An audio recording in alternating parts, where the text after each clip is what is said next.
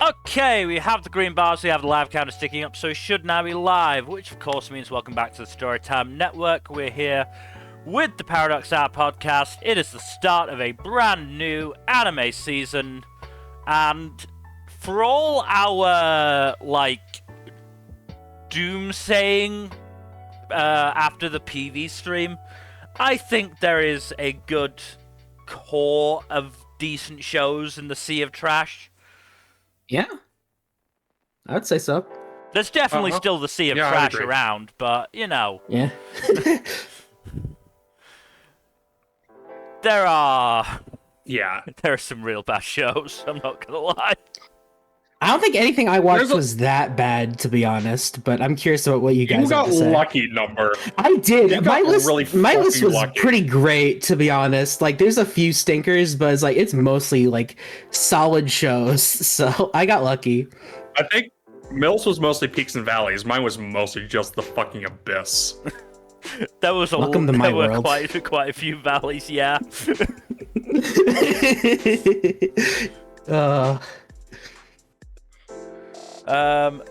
But yes, let's get started because we got a lot to go through. We sure do. Yeah, let's get underway with the winter 2026 season with a Gentle Noble's vacation recommendation. I like the flow of that title, if nothing else. Yeah. Is this the Oh yeah, go ahead. No, what were you gonna say? Is this one the one that's light BL or definite BL? It's light BL, because there's definitely some BL vibes between the protagonist and his hired hand. Isekai Office Worker is the one that's definitely BL. Right. Yeah. Yup, that sure is, and we'll talk about that. Yeah, that's down the list. Yeah, but this one was okay. This nobleman, a duke actually, suddenly just got warped to, I believe, a parallel world. So it's kind of a isekai, but we don't really know much about the world he's from, so it's doesn't really matter. And he's sort of just taking it in stride. He's using it as an excuse to have a vacation. So he meets B rank warrior man, and he hires them to show him around, and that's the show, basically. Neat. Yeah. So, from what I've seen of from the reviews, it's apparently not a great adaptation of the source material. Source material is actually apparently fairly decent, but this is rushing through stuff a lot. It certainly did not feel like it in that first episode. I will say that much. It certainly felt like it was taking its time. So, I'm curious to see what was cut.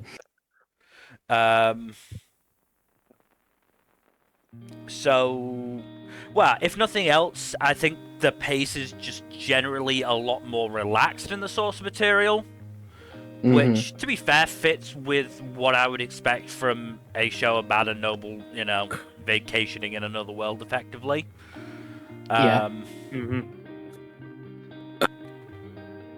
So, but the other thing is the series composer is just not very experienced with non-kid shows, basically.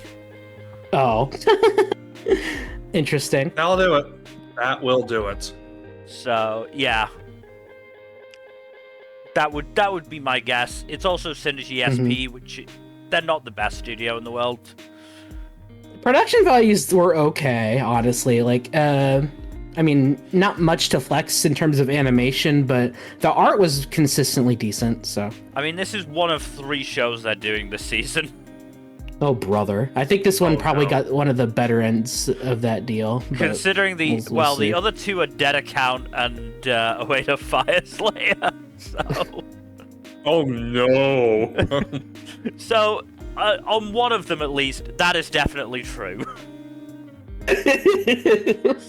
Oh boy. All right. Yeah. We'll get to Oedo Fire Slayer. Yeah. But yeah, this show is all right. I don't really intend to continue it. I have nothing against it. It was, it was a painless, chill show that is apparently not a great adaptation, but whatever. There are a few I good shows that season. Yeah. This season. I didn't hate it, but I have no intent to watch more. It was all right. No, that's fair, because I've got a couple of shows like that where I'm like, this is all right, but I just don't feel any like impetus to continue, really. Yeah. And especially when this is a season where I'm trying to sort of cut down a bit. Yeah. But we should move on to our next premiere with a Misanthrope teaches a class for Demi-Humans. Oh god, this is boring as shit. Oh, but it looks so cute and fun. It's not. It's really not. I watched it as well, and yeah, it's alright.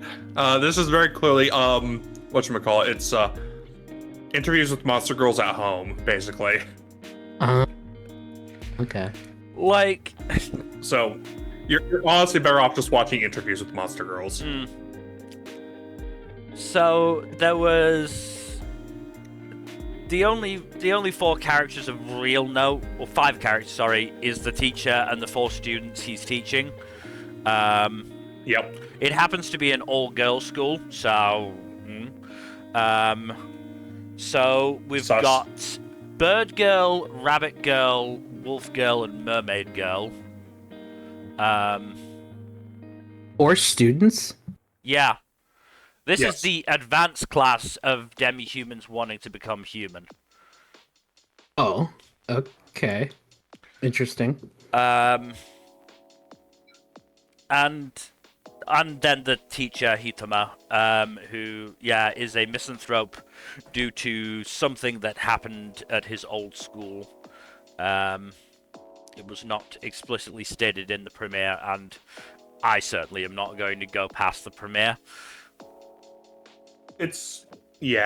I might give it 3 episodes, but I'm not really feeling super, enthused about it, honestly. Each of the characters basically has one joke. Yeah, pretty much. Which doesn't help. I mean, my summary was 3 lines long, and it ended with, honestly, that's all I've got. So... I wish I could give this more. I mean, it looks decent. It's well produced, at least. I will say that. I'll also give it that there was a stated solid denial of any romance between Hitama and his students. We'll see if the show actually, commits to... we won't see if the show commits to that, but, people who actually watch it will be able to see if the show actually commits to that. Though I'm not sure if I know of anyone who's actually sticking with the show or has either just ignored it or yeeted it by this point. I mean, yeah, it's also just sort of in terms of sort of the monster girl genre, it's just kind of weak. Yeah. It doesn't have any of the big hallmarks of what makes Monster Girl stuff, I wouldn't say good necessarily, but enjoyable. Attractive? Yes. Attractive, that's the word for it. Also a slightly weird fatphobic joke with the headmaster. Yeah. Oh, great. Awesome. Not the worst one we've seen. No, it's not the worst one I've seen at all, but, it exists. But yes, speaking of worst things we've seen... Let's move on to the next premiere, which is... An Adventurer's Daily Grind at age 29. Also got a decent flow to that title. Unfortunately, I have never seen something Usagi drop the ball so fast. Wait, what? Yeah, so he takes this dude takes in this girl who looks like all of 8 years old at most. It turns out in her sleep she she ages up because she's some weird mysterious species, and at the end of the episode, oh, she's a succubus. Oh, And brother. Yeah. Oh, yeah. Oh my god. Oh, and she's sleeping in the same bed with him too. So yeah. Oh, awesome. That's great. That's amazing. Holy shit. Why? Why do we let this happen? I have never seen a premise fuck itself up so badly in the last minute of an episode. It's just like, how do you drop the ball so unspeakably badly? Like, this was mostly inoffensive before, like, the stuff with her aging up in her sleep happened, but the whole succubus bit, complete with her just, like, smiling with a blushing face, too. Like, nah, I ain't doing that. Fuck that noise.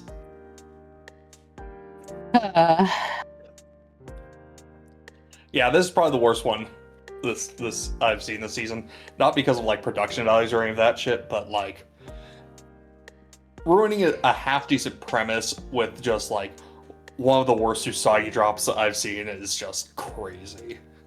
No, thank you. Fucking yeet. Get the fuck out of here. How many Usagi drops have you seen? More than I want to. Oh, that's depressing. Which is more than 0. Like, Usagi drop itself was good for half the story, which is the stuff that actually got animated. The fact that they didn't animate anything past that point is good. Yeah, they knew. They understood the assignment. Yes, they understood the assignment, and they knew what was at stake, should they fail. Now, when anytime I see a new daddy-daughter anime, I'm like, how's this gonna fall? How's this gonna fuck it up? Well, it's either going to be Usagi drop, or it's going to be Shinso Abe influencing anime from beyond the grave. Or both. It could be both, to be honest. Yeah, unfortunately, both is a thing.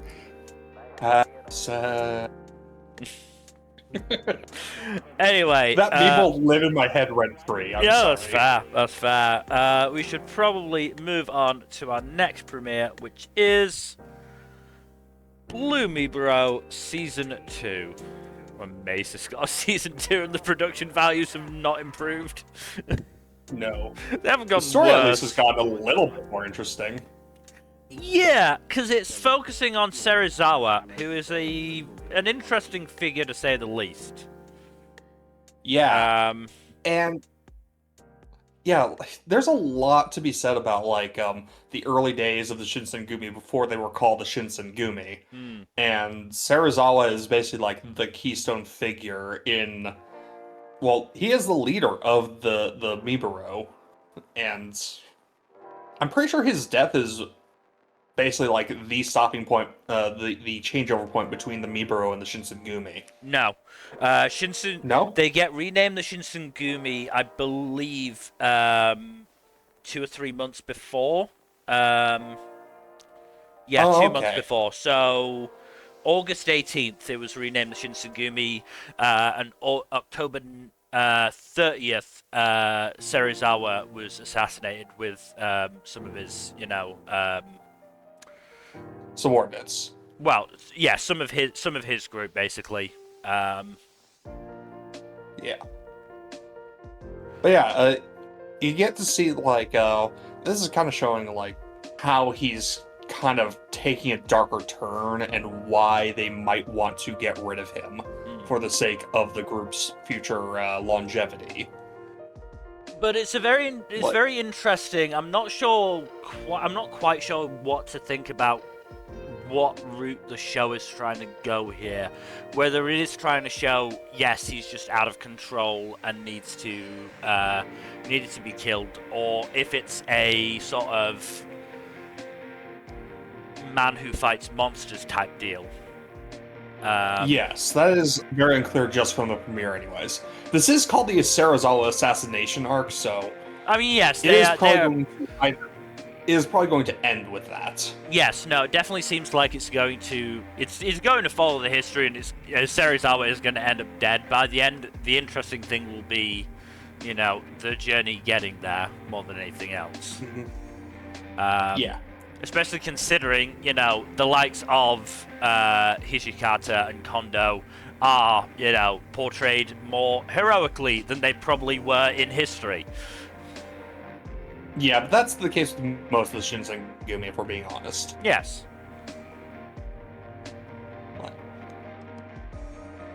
No shade on no shade on the Japanese and their love of the Shinsengumi, because they are pretty unique historical figures. We also got introduced to a new character who's now or is on his way to joining the Miburo, Yamazaki Susumu. Yeah, I forget what his role in what in the Shinsengumi was. Well, he is a real person. He did. I think he was mostly a doctor, it seems. Oh, interesting. But then he died in the Boshin War, so. Most of the Shinsengumi did. Most of them did, yeah.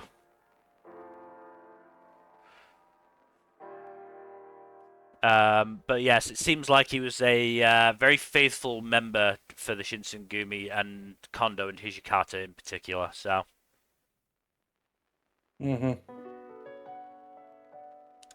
But yes, I mean, pretty decent premiere. As I said, setting up some interesting stuff with Serizawa. Just, you know, weird that this got a second season, to be honest. Yeah. Do like a little bit in the premiere of Nagakura just being like, okay, you're gonna stick around, huh? I might as well tell one more story to this young child about one of the darker chapters in Shinsengumi history. I mean, it is funny. Yeah. Clearly, he's just getting his kicks off just telling these stories. Oh, absolutely. He's an old-ass man who's retired, but, yes. But should probably... Yeah, let's move on to our next premiere, which is... The Case Book of Arne. Or Arne. Yeah. So this was interesting. In that... This first episode was anime original. Very interesting. Oh, okay. Those can go either way. Protagonist of the episode is anime original. What? Huh. So the story of the episode is basically this kid, Lewis Hartman, was sort of like typical sort of naive young kid, had an interest in detective stuff, especially since the dad was a detective, and then his dad was murdered by a serial killer they called the Grave-Digging Vampire, because every victim was found in a pit, having been drained of blood in the sense that I'm fairly sure they got wrung like a fucking dishcloth.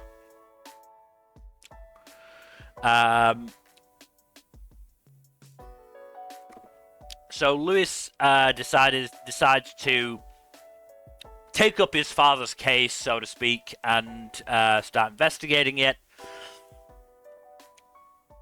He very much doesn't believe in the supernatural. He thinks everything in the real world has a natural explanation.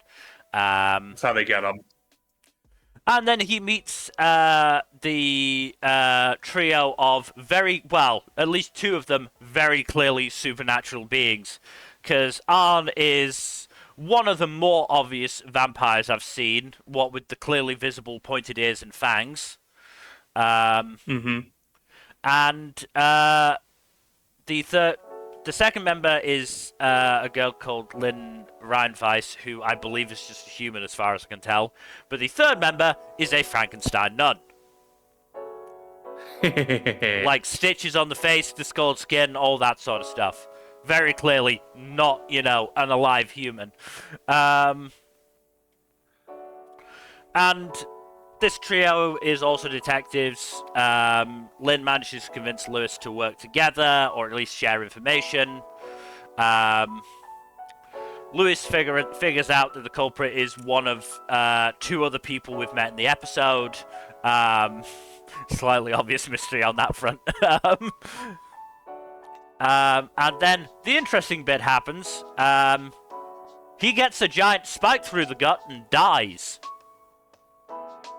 Yeah, getting a giant spike through the gut would do that. Yeah. As far as we know, he stays dead. Well, Right. rip him, I guess. So, like, I honestly kind of respect them for that. Fair enough.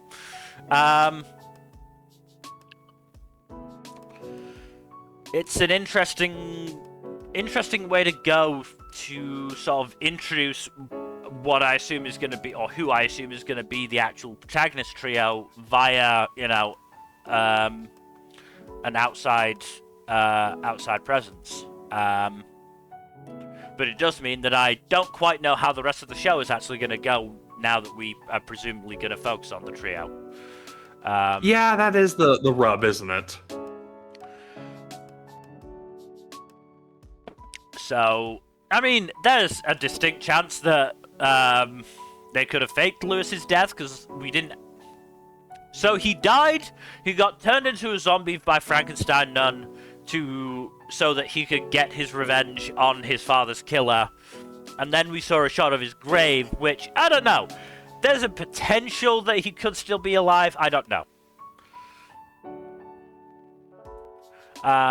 But this is based on a RPG Maker game, I believe, if I'm remembering correctly. Oh damn! Oh. The last time I remember that happening was Angels of Death way back in like 2018. Mm-hmm. Yeah.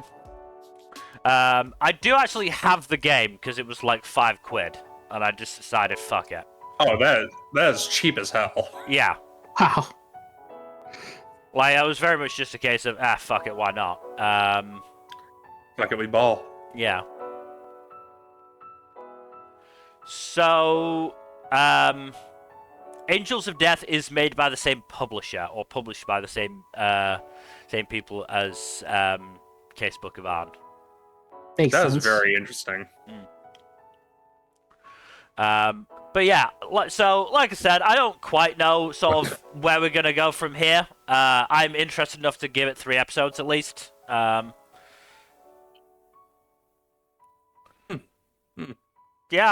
I fairly enjoyed it. It wasn't like high up on my list, but it was decent, especially compared to some other stuff. We're gonna get to the real bad stuff in a little bit, but we still have some other good stuff to get through first, or decent stuff at least. Yeah, let's move on to our next premiere, which is Chained Soldier Season 2. Passion really knew what they were doing with this one. So we're introduced to the other division chiefs who haven't been introduced yet, including the commander of the overall organization, Ren Yamashiro, who is in the center of that key visual with the cape and all that. And yeah, they have some pretty colorful personalities that will presumably get fleshed out in the later episodes. I already know this because I've read the manga. How dare. Yeah, I know. Shocking. Crazy. Unforgivable. But yeah, they really... this is a step up from Season 1 production values-wise. Cool. Like, it looks substantially better, and yeah. There is still some CGI for the monsters, but that's unsurprising, given how many of them they have to animate otherwise. But yeah. No, it's good. It's good. If you enjoy action and fan service in combination, and it's, pretty shameless about both. Then yeah, it's honestly like, even fan service aside, this is actually a pretty damn serviceable battle shonen. Which is more than can be said for another one we'll be talking about later.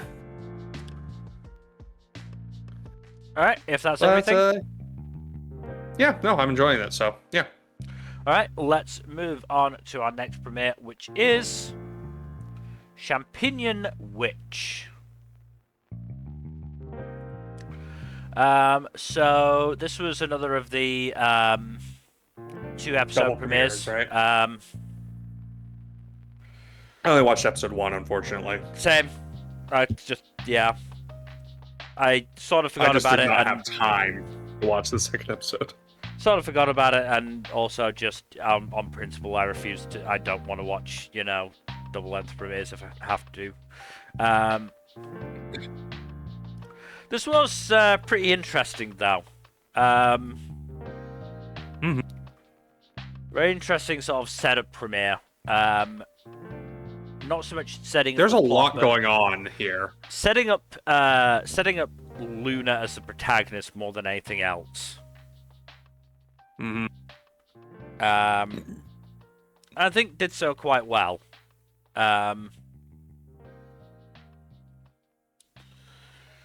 Very much set up her loneliness.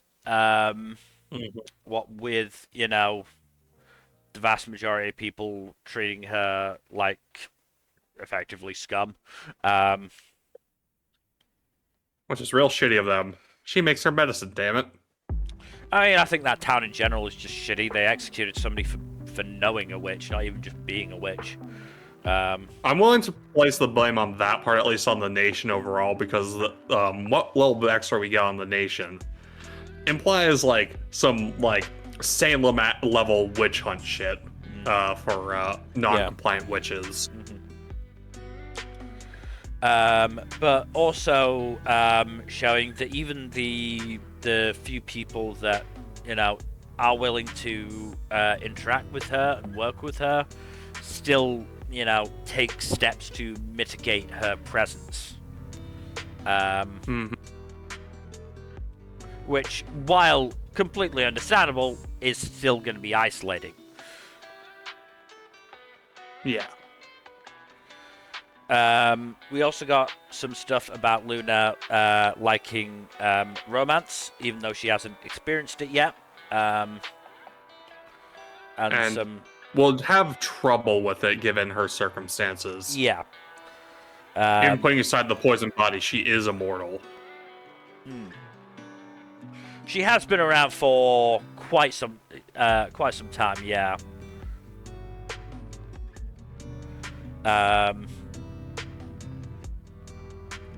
I will say there were a couple of scenes where I felt like there was too much telling and not enough showing. Yeah, no, I can see that. The romance, the dance scene in particular, I think definitely could have used just more showing. Like it could have stood on its own rather than having so much narration.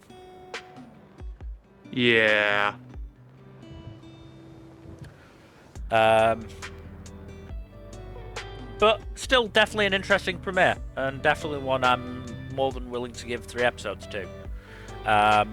Yeah, no, same. I'm definitely gonna give that. And there are 3 episodes out, so we can give it a gold 3 episode try pretty much right off the bat if we want to. The other thing is this is a show that has gotten a lot of recommendations from other shoujo authors. If I just scroll down, where is it? So recommendations from the authors of Witch Hat Atelier, Yona of the Dawn, Oran High School Host Club, Chihai Furu, Apothecary Diaries, and March Comes In With a Lion. Man, I've never heard of any of those, man. I'm gotta be honest. You're just making this stuff up.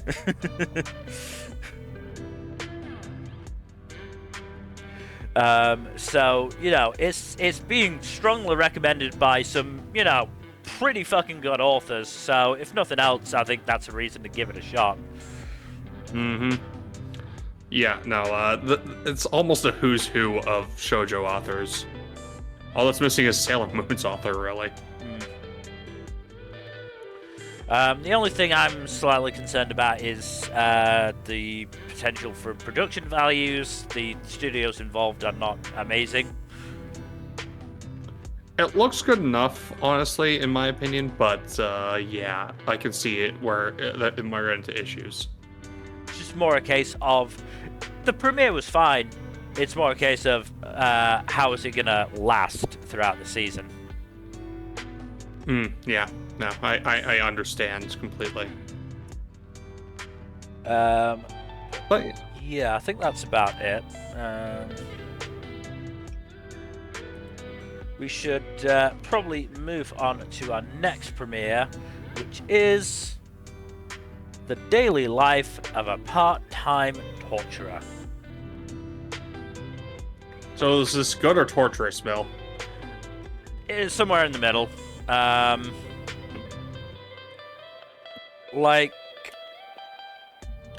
honestly, when I went into it feeling sort of like in a bit of a down mood, and came out thinking that the show itself wasn't that bad, so fair play. The humor involved is decent. I just don't know whether it's going to be able to last over an entire season. It's also a lot of sort of short segments. So there were probably like a good half a dozen at least in the premiere alone.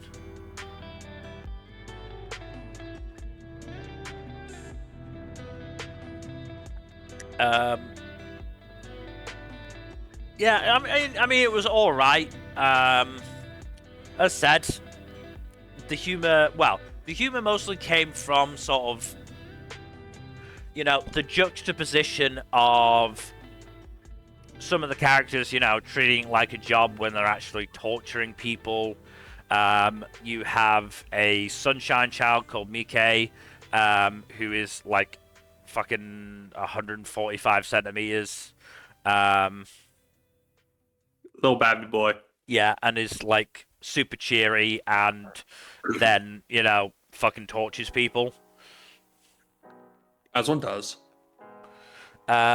So yeah, it wasn't terrible by any stretch. It's similar to Nmbr with Gentle Noble's Vacation. It's just one of those where I'm like, yeah, the premiere wasn't bad, but I don't feel any real need to sort of continue. Yeah. I think we all have at least one of those shows. Yeah, it was decent, but nothing like over the moon. And speaking of the moon, we should move on to our next premiere, which is Dark Moon: The Blood Altar.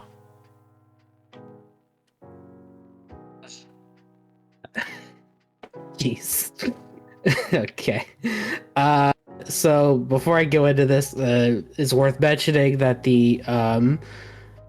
according to good old Wikipedia here, the characters in storyline are based on the South Korean boy band Enhypen and their music videos.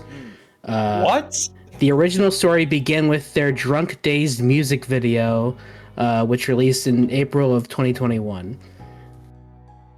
So right. Yeah, this is a whole multimedia thing with that blends music, film, novels, animation, and other media to create an immersive narrative universe. Blah blah blah. Great. Okay. Wonderful. So sounds great. Sounds so so intriguing. Yeah. So Much intrigue. Much wow. Yeah. So all the male characters are based on members of Enhypen. They're not voiced by them. They're just based on them. So I feel like that's dumb. I think so too, but like, I don't know. There's a few different factors that I could see, like them being, maybe we shouldn't bother doing that. So just because all seiyus are musical artists doesn't mean that all musical artists are seiyus. But if you're just gonna make an anime about that's fan fictioning these guys, you might as well get them involved, right? Yeah, that's kind of where I'm at. It's like even if they're not good actors, like I don't think the fans would care. I mean, yeah, this show correct. this show is for you know, the N- stands, and it's just like, well, why not take every opportunity you can to keep them watching the show? Yeah, exactly. So all right, so I've set the stage. But the show itself is just whatever. So this is just a world where vampires are a thing. People are understandably scared of them, and they're just out and about. They are a thing. Our protagonist, our self-insert female, is joining a school that is known for like its apparently very good vampire defense system. No vampires get in or out or anything like that. Like, she feels safe there. She doesn't want anything to do with vampires. And for whatever reason, for reasons that are not explained in the first episode, she has super strength. I don't know why. She's able to pick up a whole couch with with one hand. So, All right. yeah. One of a member of N-, who, again, N- isn't a thing in this universe, I don't think, but I'm just gonna go with a member of N-. A member of N- walks in on her. She's like, "Oh no, he saw my thing." And he's like, "No, it's chill." And she so desperately wants to make friends, and she starts making friends with N-. And it turns out that they all have weird special powers. Gee, I wonder why. And yes, what of is a course. Wattpad? What was that? What in the Wattpad fanfic? Yeah, they all have like weird powers and shit. And of course, they're all secretly vampires. I'm shocked. I guess. Yeah, apparently the school isn't very good at their defenses. Jesus. But yeah, the whole first episode is just her getting acquainted with the school and N- and trying to make friends and largely succeeding. They all like become smitten with her like on first contact for reasons that are not explained. Though it's Because implied to be some sort of because she's the She's self-insert character, and they Yeah. want people to, you know, go, that could be me that they're all getting interested in. Yeah. Wait, number. Is her name Mary Sue? It's Suha. Her name is Suha. So close enough, right? Mary Suha. But yeah, it's implied that there's some magical force that's drawing them to her, but whatever. We know the real reason. And yeah, of course, they're all vampires. Episode ends, I guess. Like, To be continued. Yeah, not by me. Oh, and there's a post-credit scene where some other vampires again enter the school and go, "All right, where are those fuckers?" And then that's it.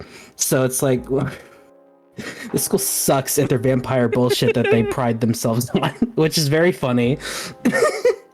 So, two things that I saw from the show, or saw being talked about from the show. First is that this is dubbed, and in the dub, everyone talks with an English accent for reasons. Yes, I watched the dub actually, and I was surprised to learn that they all have a very thick English accent, which was pretty funny. And apparently, it is somewhat affecting their acting a bit. Yeah. The other thing is, I saw this being compared negatively to Visual Prison, and basically going, look, if I want to continue as like an idle vampire show, I'm just gonna rewatch that Visual Prison, which I wholeheartedly support. If it was, you know, well, it's not legally available anywhere anymore. Not Wait, what? Why? It first aired on Funimation and then never made the jump over to Crunchyroll. That was Funimation? Wow. Okay. Yeah. Oh god, time. Wow. It didn't feel like that long ago. I still recommend it though, because Visual Prison was actually quite fun.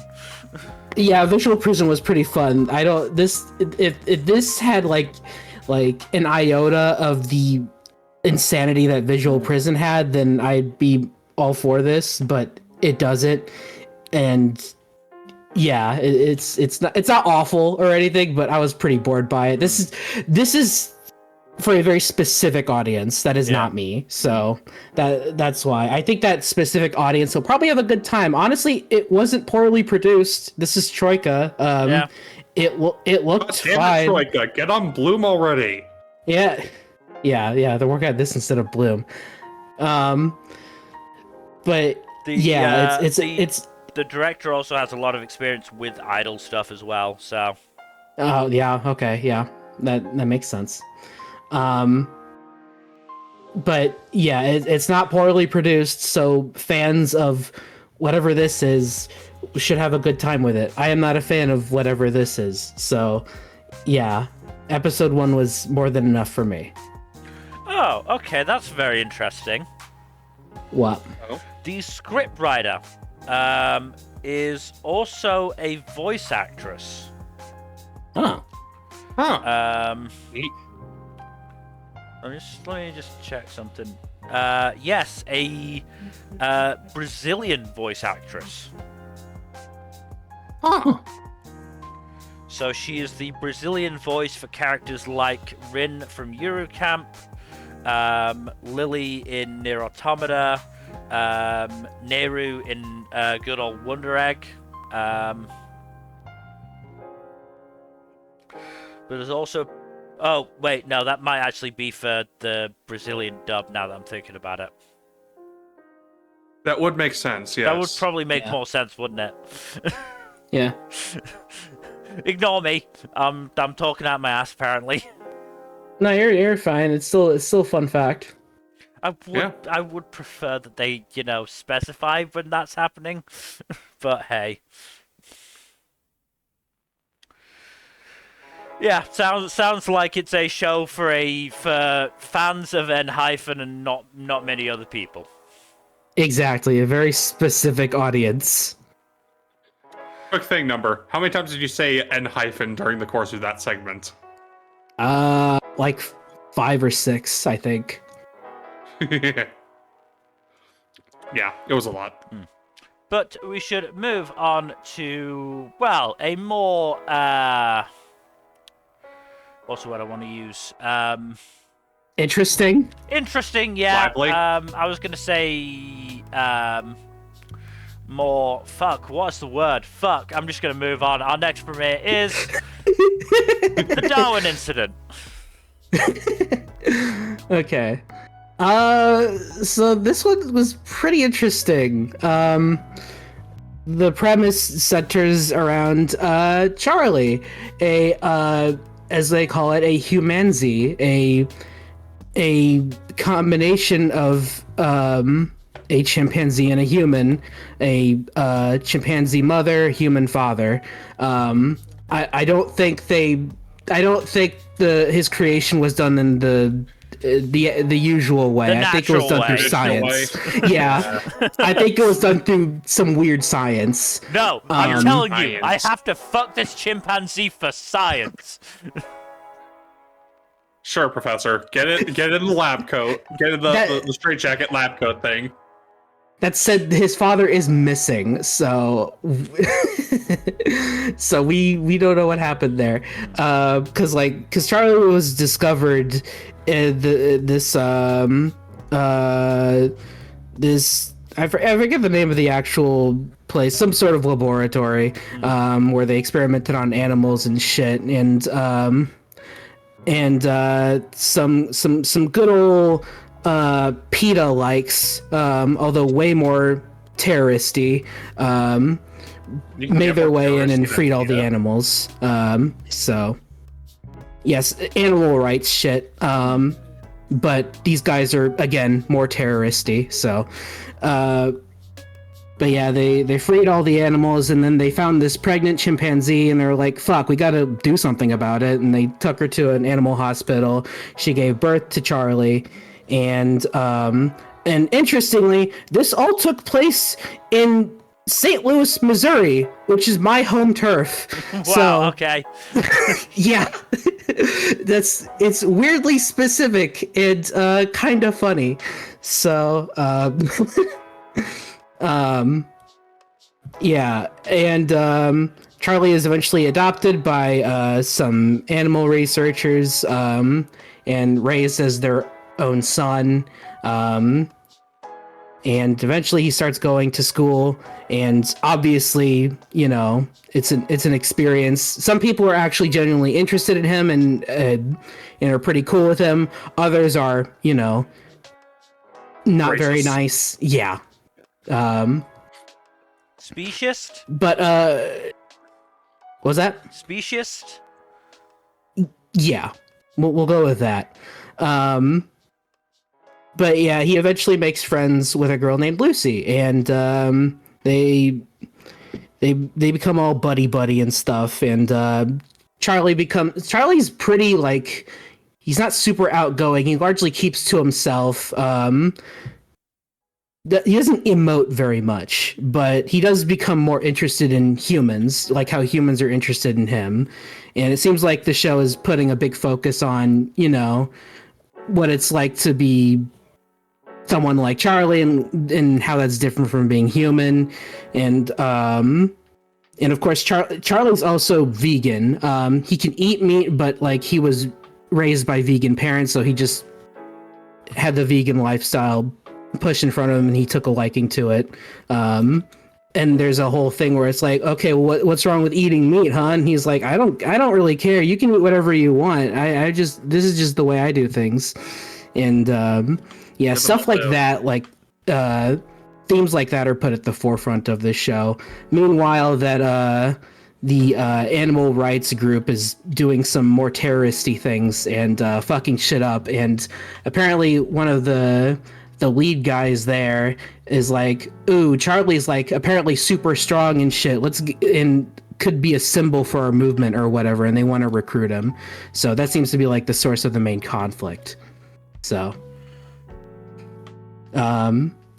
yeah, overall, I actually enjoyed this a fair bit. I'm at least gonna give it a couple more episodes. I'm curious to see where it goes, because it's one of the more interesting things from this season, and had a pretty good time with it so far. Good. Yeah. Plus, again, St. Louis. That's pretty cool. No, it absolutely is. Yeah.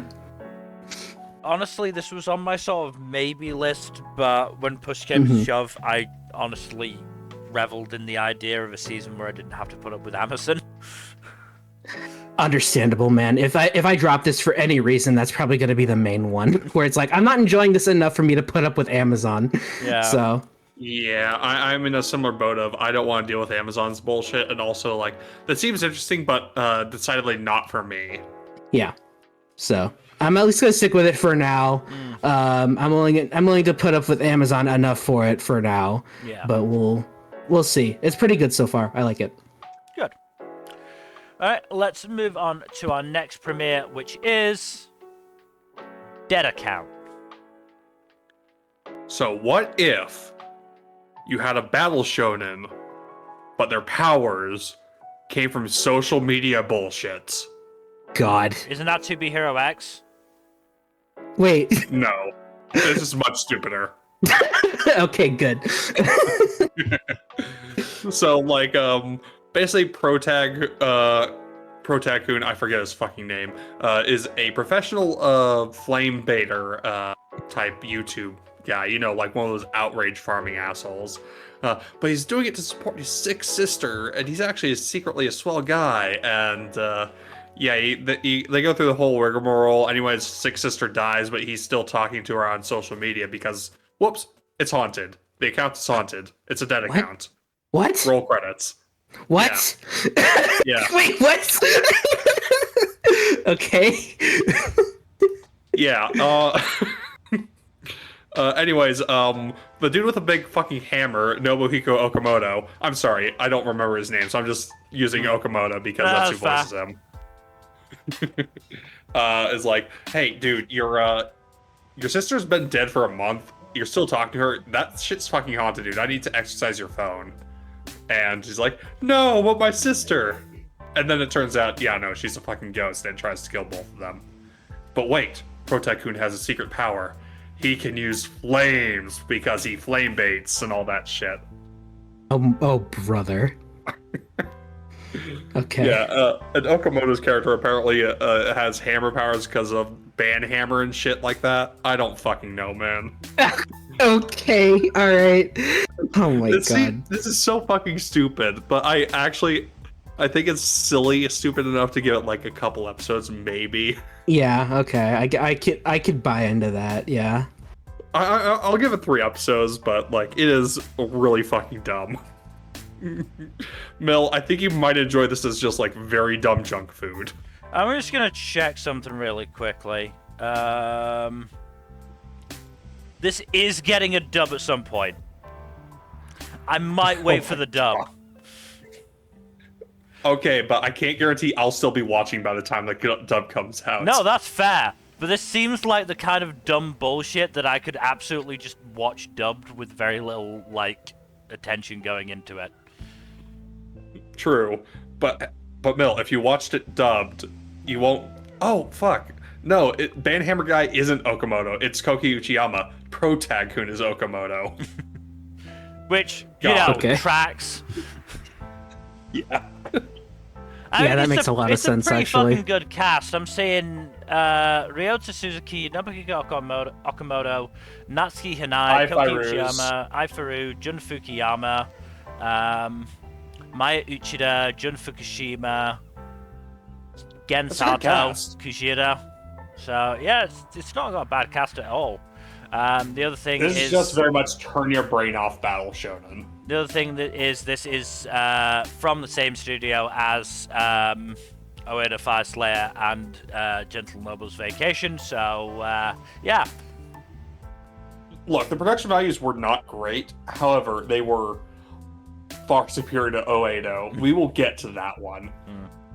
Still got a fair amount to get through before that. Yeah. But yeah, no, this is dumb fun, but I'm sure the next entry will be a lot more deep and complex. Let's move on to our next premiere, which is The Demon King's Daughter is Too Kind. I think this was like the first premiere I watched, thanks to randomization. Oh. See, you put you put your life in Arne Jesus' hands when you do that. Yeah.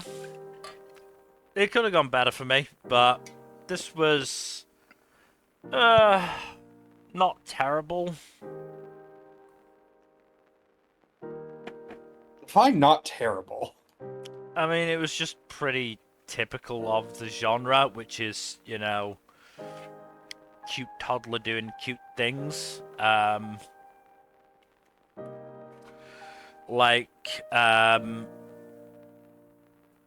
So it starts off with this exposition about how the Demon King Ahriman was gonna take over the demon world,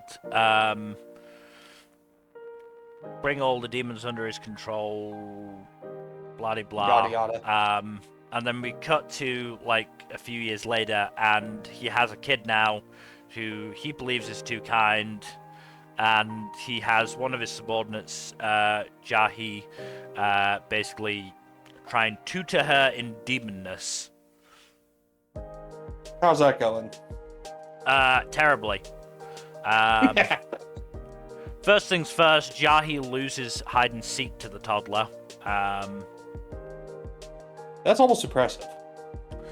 Really took it. Her competency really took a hit.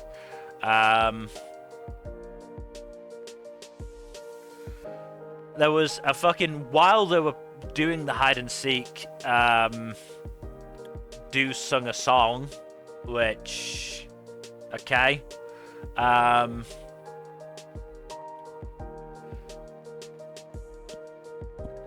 Jahi tries to have Do steal something from an old woman, but it goes flat because Do reads the threat off a cue card.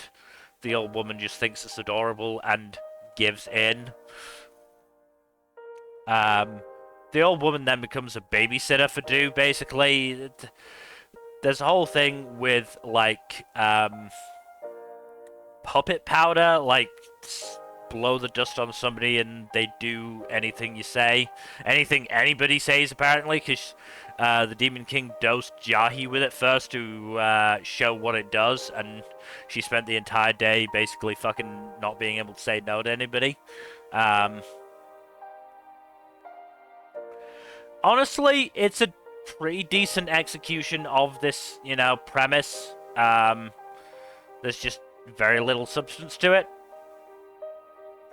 That tracks. Yeah, I'm not going to continue it, but it's not terrible by any stretch. It's just, like I said, there's no substance to it. It's not my kind of thing anyway, in the first place. Other people apparently found the song quite charming. I just sort of med through it.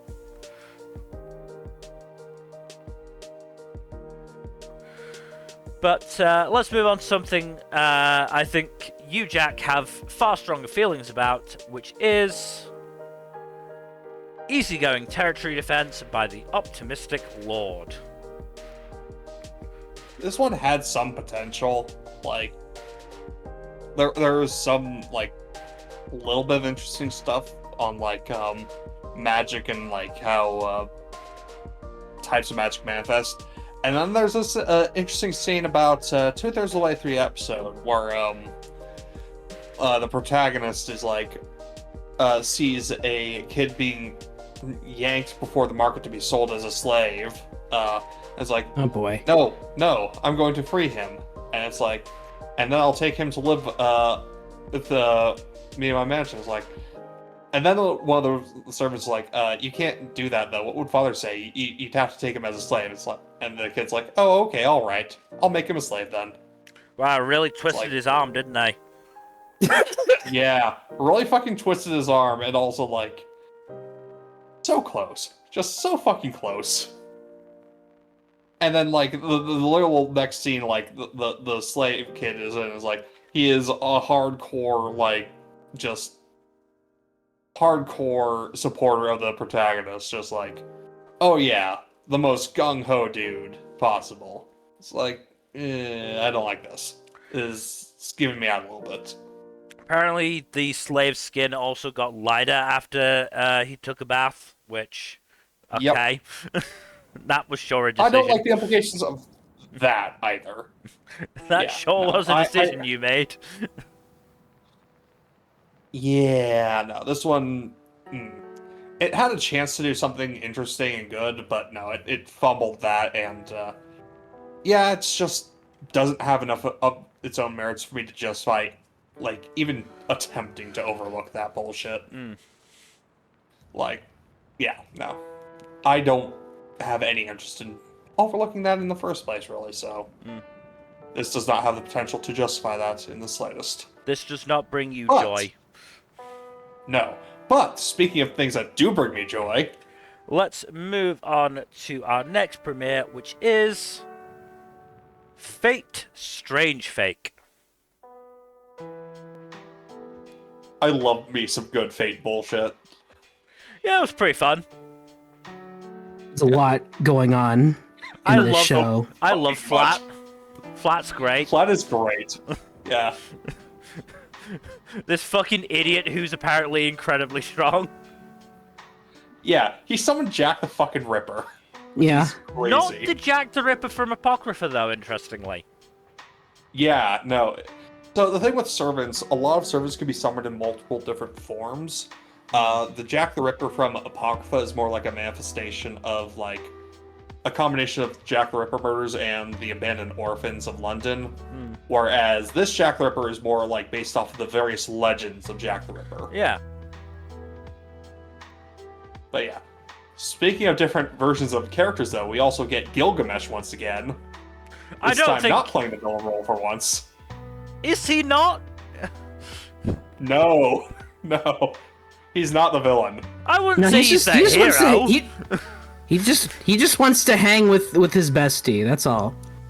Assuming... In fairness, Mill, there's only, like, a couple of characters who could really be called heroes in this. Fair, but, like, I'm looking at... Maybe I'm influenced by the fact that, I am currently re-listening to Cradle, and oh boy, can I see the Gilgamesh fucking inspiration in Raygun Shen now. But like, I didn't get like good vibes from Gilgamesh. I got mostly, well, he's gonna do his own thing, which might not be quite as bad as the actual villains of the show. I mean, he's an asshole, but like he's just here to have fun. Like he doesn't really. He's here to have fun and make bedroom eyes at Enkidu, which what, fair. Exactly. Let him have his clay. Yeah. He's just chilling. And also he wants to gaslight TNA into, maybe making her own decisions. Yeah. Like, Gilgamesh is doing to TNA what he did to Kirei and Zero, except a more positive direction, basically. Let's hope. Jesus Christ. I mean, it's the same approach, though. No, it's the exact. No, it's the same. It's just that Kirei was Kirei turned into a psychopath. I don't think the same's gonna happen to TNA, but no. But yeah, all the master mix-ups in this premise are also really interesting. I mean, just going back to Gilgamesh for a second. Put it this way: when we get to the end of the show, I'm willing to bet it's Gilgamesh that this Saber is going to be fighting, and not fucking what is it, Francesca? Oh yeah, you've only watched the premiere, so yeah. There's some crazy shit that goes on in episodes 2 and 3. Shocker. Oh yeah. But this thing is basically crazy shit. The anime. Yeah, That's this fate. also like, well, even more so than usual because it's referencing fucking everything that Type Moon's ever done. So it's referencing Tsukihime, it's referencing Fate Grand Order, it's referencing Apocrypha. They referenced Mihoyo. Yeah. Like holy shit, Mihoyo! Wow. Also, the fucking Zelrech cameo. Yeah, that I see he's going to be doing nothing again. Very cool. When does he ever do anything besides sit there and comment on shit? Yeah. It's like, oh yeah, Zelrech, he did all this cool stuff. It's like, oh, that's cool. What's he doing now? He's just chilling. All right. Was that the old cool. dude at the end of the special?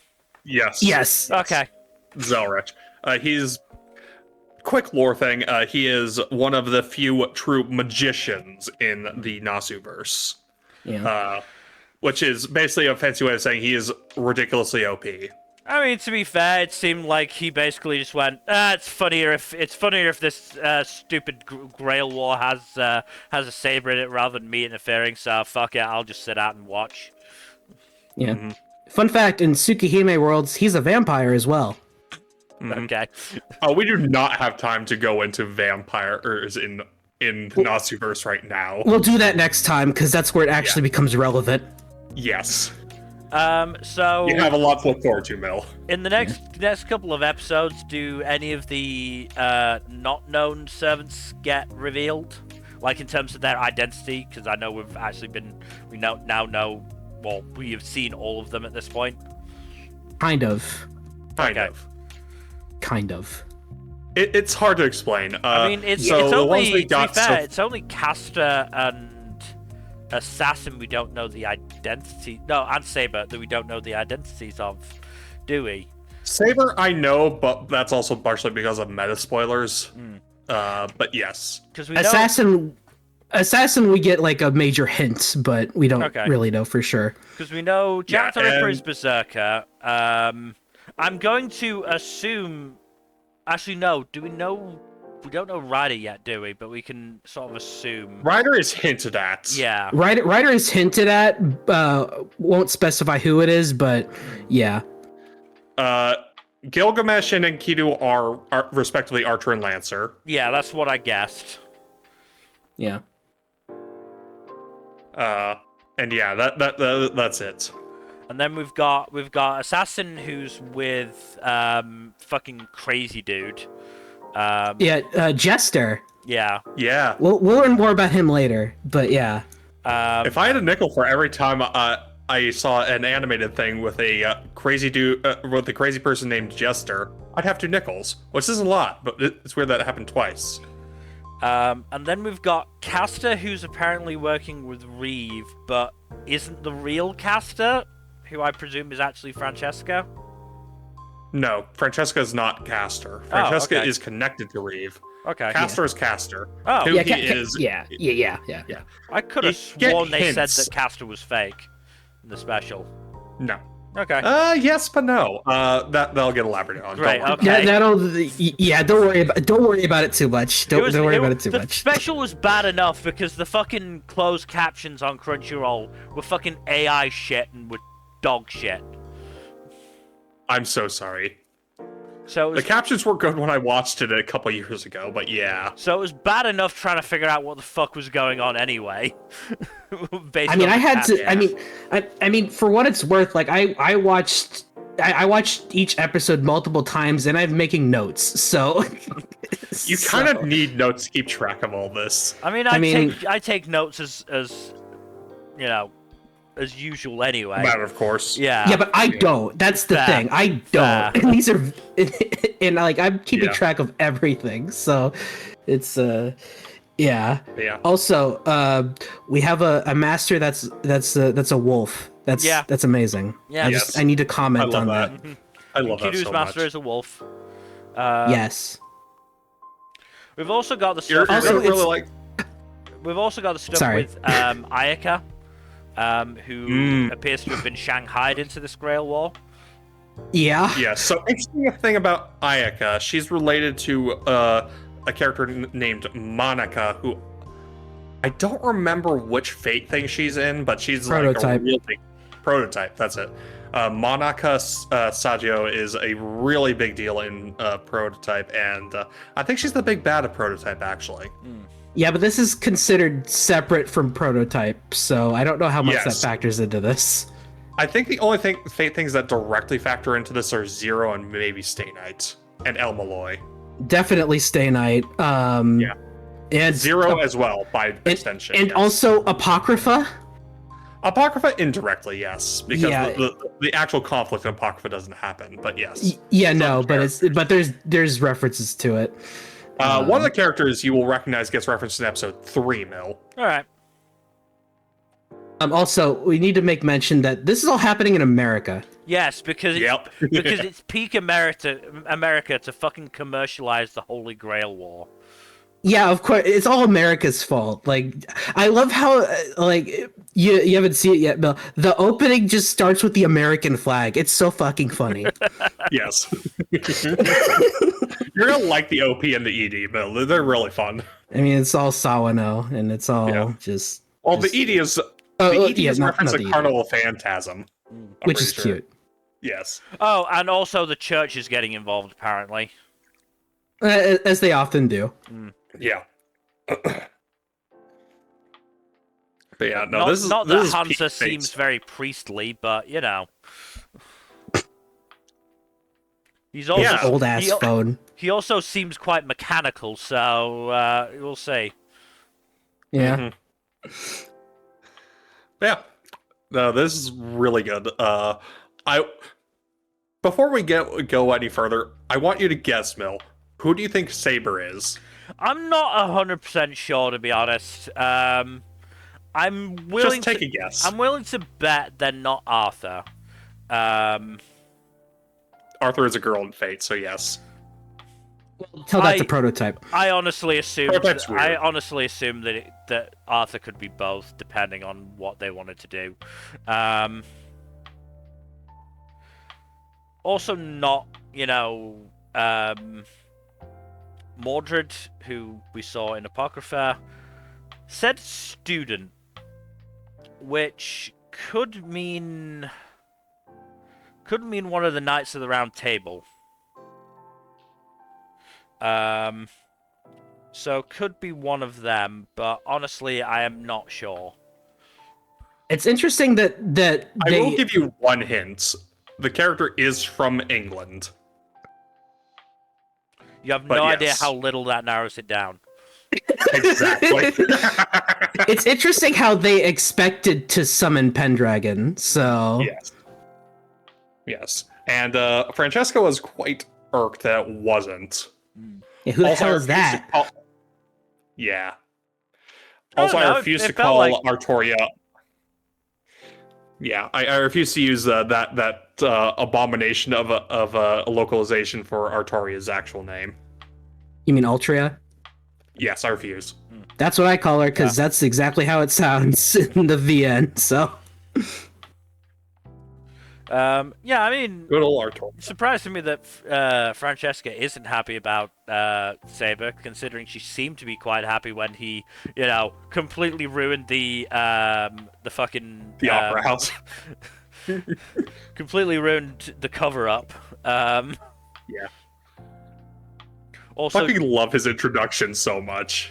Also, Flat just appearing in the background of the news report and just like fucking about. Great. He is going to give Waver such a fucking headache. It's great. Waver? Oh, right. You haven't watched Zero. No. Waver is one of the protagonists of Fate Zero, and he later takes over the classroom where he teaches Flat, amongst others. Was he one of the ones in those pictures of Elmaloy's students? He is Elmaloy. Oh. Yeah. Well, he's you the could dude have who said smokes. that then. Yeah, you could have just said that. You could have just said Fair, Elmaloy. fair. I would have recognized Elmaloy, and he's already torturing Elmaloy. Exactly. Like, I'm sorry, that's on you. You. That is on you. You did go the wrong way in explaining that. Yeah. I would that have is got my it if you fault. just said Elmaloy. Yes. Look, watch Fate Zero. You'll get more on. At some point. At when some you can point, I make time. probably will. And also, Almaloy's case files, apparently. Yes. That's less relevant, though it does explain a little bit about Flat and his deal. It's way more relevant than I expected it to be. Oh yeah. Oh yeah. This series pulls from so many fucking corners of Fate. It's crazy. Yeah. Well, not just Fate, just Type Moon in general. I mean, the final thing I'll say is, do you think it's likely that we'll get a full adaptation, or are we going to need No. more? Okay. No, we're gonna need more. We're gonna need a lot more. This is not enough. Also, the final volume hasn't released yet, so Fair enough. Yeah. they do only have one volume left to drop, fortunately, but it is still one volume. Yeah. So Alright. I'd say at most we get like a third, halfway through. All right. Not halfway, I don't think. Yeah. All right. Let's move on then to our next premiere, which is Fire Force Season 3, Part 2. So, how's the pacing? Fast, but not terribly fast so far. Yeah, honestly, it was pretty good, considering they adapted like 9 chapters in one episode. Yeah, I think they did a lot of a lot of this whole section is action sequences, so... Yeah.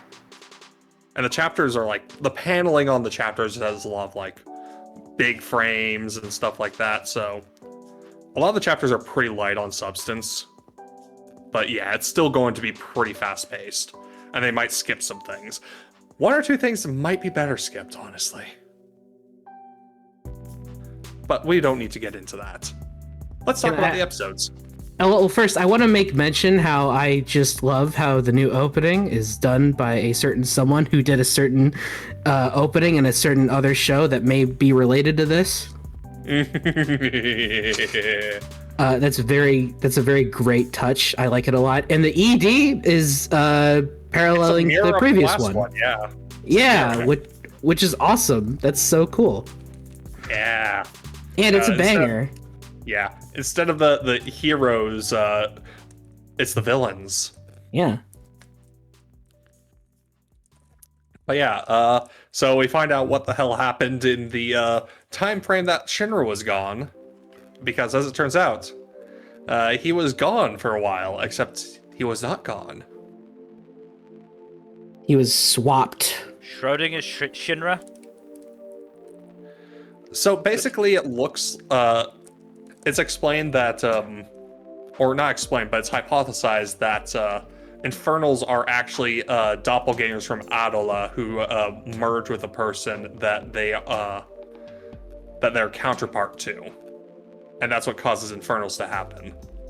And it's speculated that Shinra's doppelganger bodyjacked him while his mind was away, exploring the distant past that looks like our world.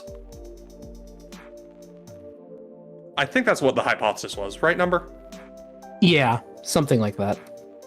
Yeah. And Arthur's the only one who recognizes that Shinra is properly back. Which is cute. I like that a lot, actually.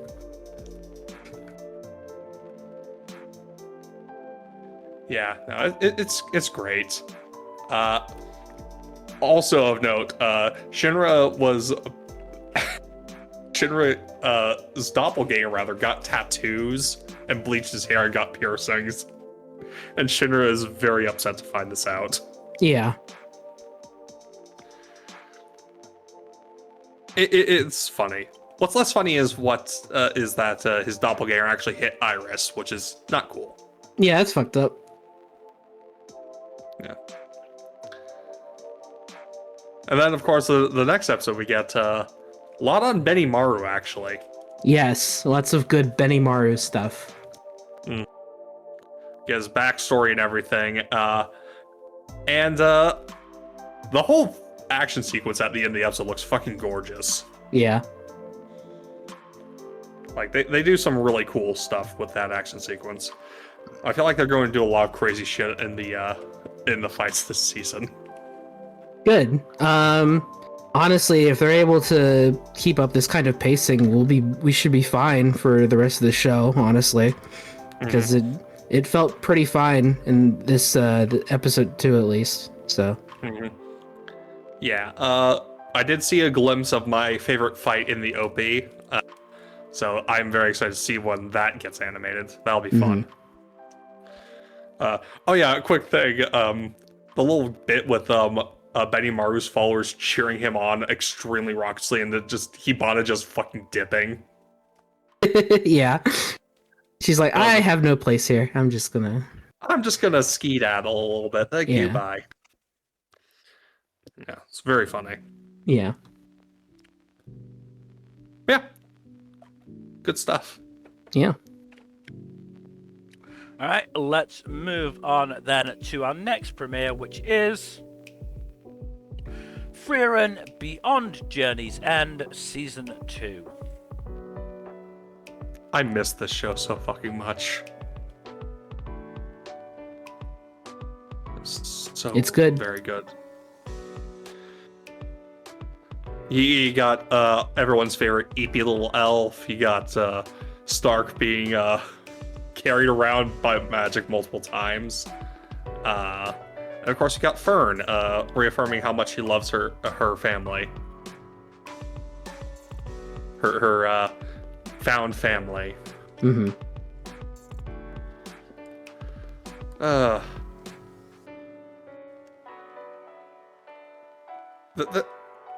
There's a lot to talk about, but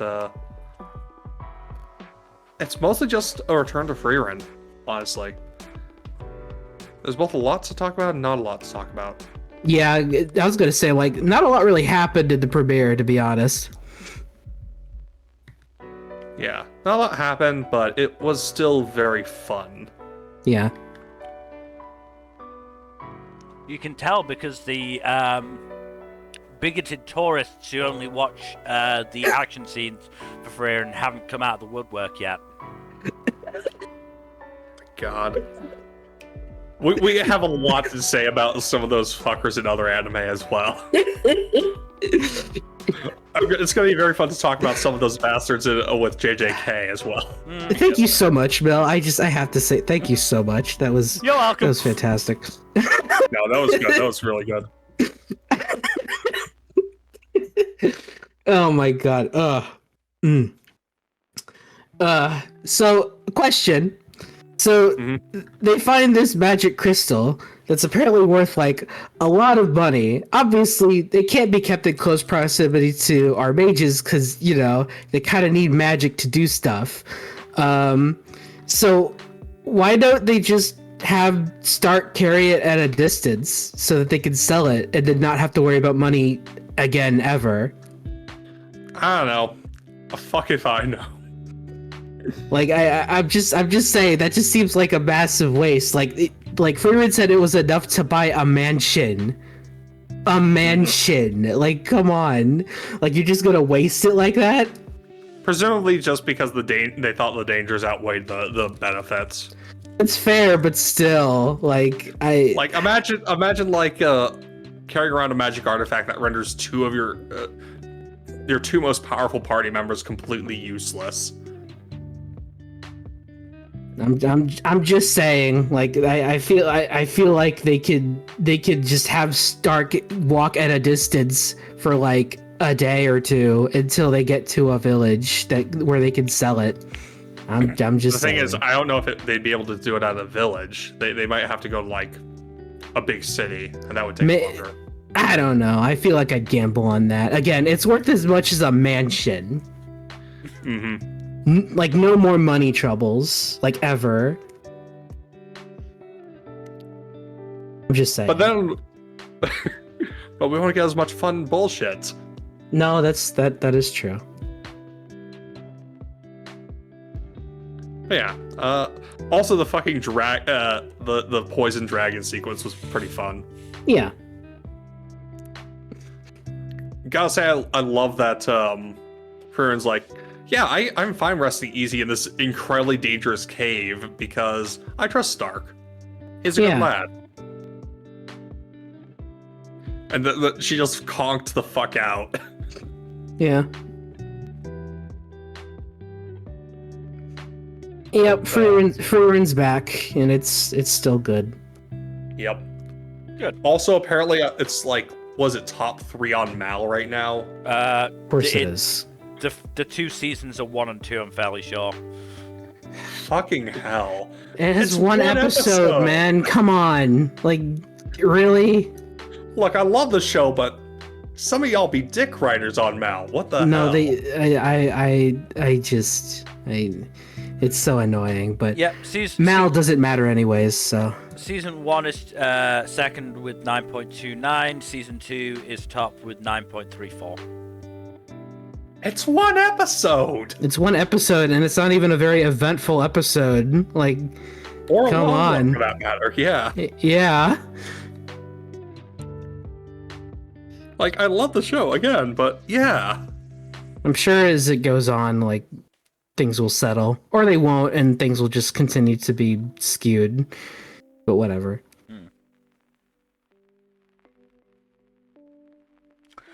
Alright, if y'all are ready to move on. Yeah. Let's move on to our next premiere, which is Golden Kamuy, the final season. We're motherfucking back, baby. Oh, I'm so excited. So we are still in Sapporo, hunting a Jack the Ripper imitator who may actually just be Jack the Ripper himself. But I thought he was supposed to be in Fate. What happened? He's supposed to be chilling with Flat right now. This is about 100 years beforehand, so it's fine. Oh, that's right. Okay, cool. Yeah. But yeah, we have all the groups doing their bullshit, trying to figure out what's going on. And so Sugimoto's group has aligned with Hijikata's group and are more or less competing with Tsurumi's group right now. So, was it Usami who is being the fucking semen detective or whatever? While the others are like, okay, we'll use deductive reasoning to find out where Jack the Ripper is. Sounds about right, yeah. It's been a minute. I love the things that I just sort of hear while I'm not 100% focused, like semen detective. And the worst I part was is, wondering if that was the past you or not. and the worst part is, I know it's going to be absolutely true because it's golden fucking Kamuy. I can't think of any other show that would have a semen detective. Yeah. I mean, remember the towards the end of the last season, like, Usami got into a fucking jizz shootout. My partner walked in on that scene with no context. So, yeah. So that was fun. Wait, babe, I can explain. Yeah, I think I said something like almost exactly like that. Oh boy. It's actually good, I promise. Oh, that's fine, but the bear fucker was too much. In fairness, I think that got an OVA adaptation. I just Yeah, don't it think that's did. been localized yet. Yeah, it got an OVA, but it's just very funny. The lines they're apparently willing to draw. Speaking of bear fucking and OVAs, I did watch one of the other OVAs that had the Bara Yakuza dude who killed a bear by stabbing in the ass, but with a sword. Yes, it makes sense in context. No, I will not elaborate. Are you sure it makes sense in context? Yeah, It's called Kamuy. I Even love in- how unhinged this show is. Even in context, it tends not to make sense. Yeah. I mean, to give you an idea of some of the other insanity, Sugimoto and some of the seventh guys get stuck in this Sapporo brewery, and several of the barrels burst to the point where it's flooding the room. So they avoid drowning by drinking a shit ton of Sapporo. Yeah, Okay. that's what I would do. Of course, they wind up super fucking sloshed and just stumbling and punching each other. It's so great. I love this show. But yeah, Golden Kamuy is peak, and I am excited to see what the final season has in store. Alright, let's move on to our next premiere, which is Hana-Kimi. All right, so this is an old shoujo manga. From, I think it's from 30 the, years old. From the 90s, yes. Yeah, an old one. And you could tell by the sheer absurdity of its premise, where there is this young woman who is just so obsessed with this incredible high jumper that she moves from America to Japan to start going to an all-boys high school just so she could see him.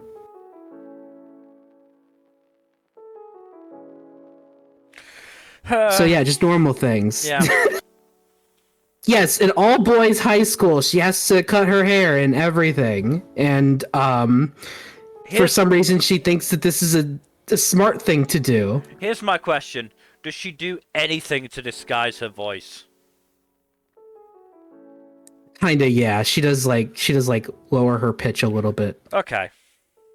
But like I don't think like everyone commenting, "Oh man, you're really feminine." I was like, "All right." So it's like, "Oh wow, that dog really likes you." That's weird. That's weird. It doesn't really like guys. So it's like, okay, all right. But yeah, so she basically stalked this guy to this high school. Of course, she also finds out that he quit high jumping because of reasons, which I'm assuming will be elaborated on in future episodes. It'd be hilarious if it wasn't, though. Yeah. Inciting incident, and then he quits, and they just never discuss it again. Yeah. This will never be elaborated upon again. Do not worry. Yeah.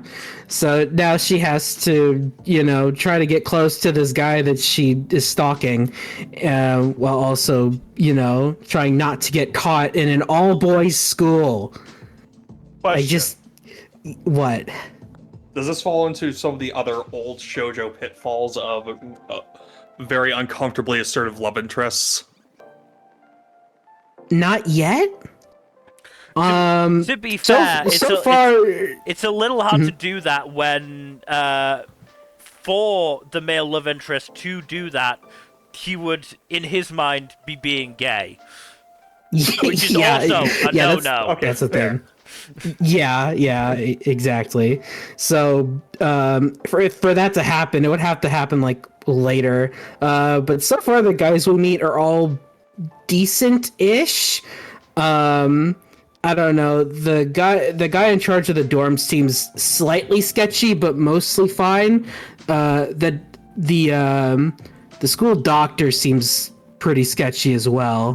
He doesn't actually do anything wrong, but I get bad vibes from him. He also immediately realizes that she's a woman, so yeah. Of course. The episode ends with him finding out, so I don't know how that's gonna lead up. But yeah, I didn't really like this very much. It wasn't awful, but you could tell that this is based on an old shoujo and largely for the worse. And I just can't get over that premise. It's just she basically stalked this guy. Mm-hmm. I can't get over that. She stalked him. Yeah.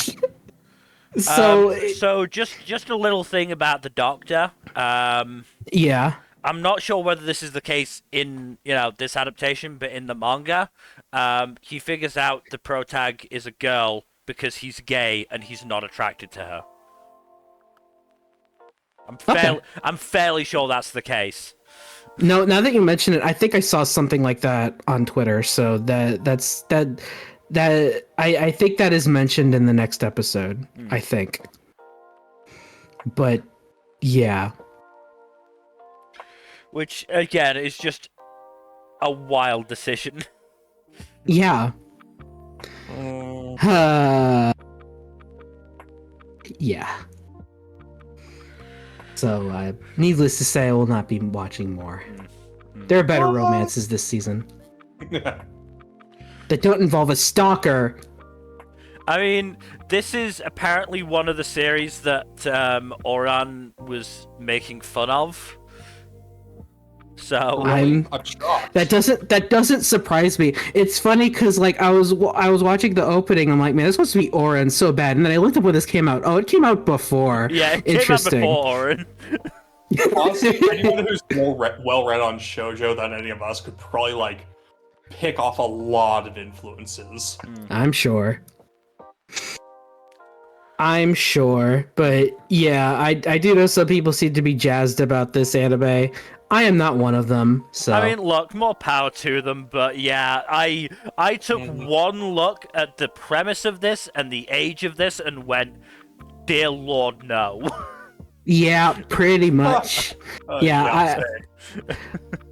Look, I'm happy that older things are now being adapted, but there's a reason why some of them might not want to be adapted, or at the very least should be modernized, where this very much wasn't, aside from them using smartphones.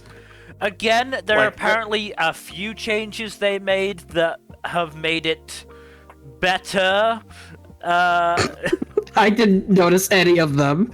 So apparently, the protagonist is Mizuki, right? Yeah. Apparently, Mizuki had a look of horrified shock when the doctor told her he's gay. In the manga, which they cut here.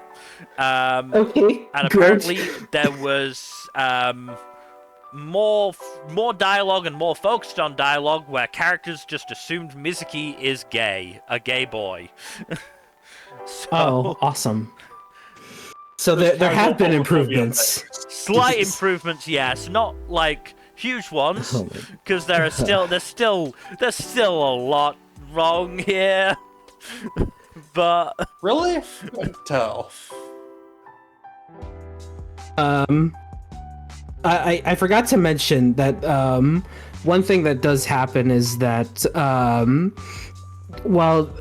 during PE they Mizuki is shown to be incredibly fast, and then everyone wants to recruit her onto their sports team, which obviously that can't happen because duh. Yeah. But yeah. So there's a funny bit with that. So I did get a chuckle out of that at least. But Fair enough. yeah. But yeah. Alright, let's move on to our next premiere, Yes, which please. is Hell Mode, the hardcore gamer dominates in another world with garbage bouncing. Longest title. Yeah.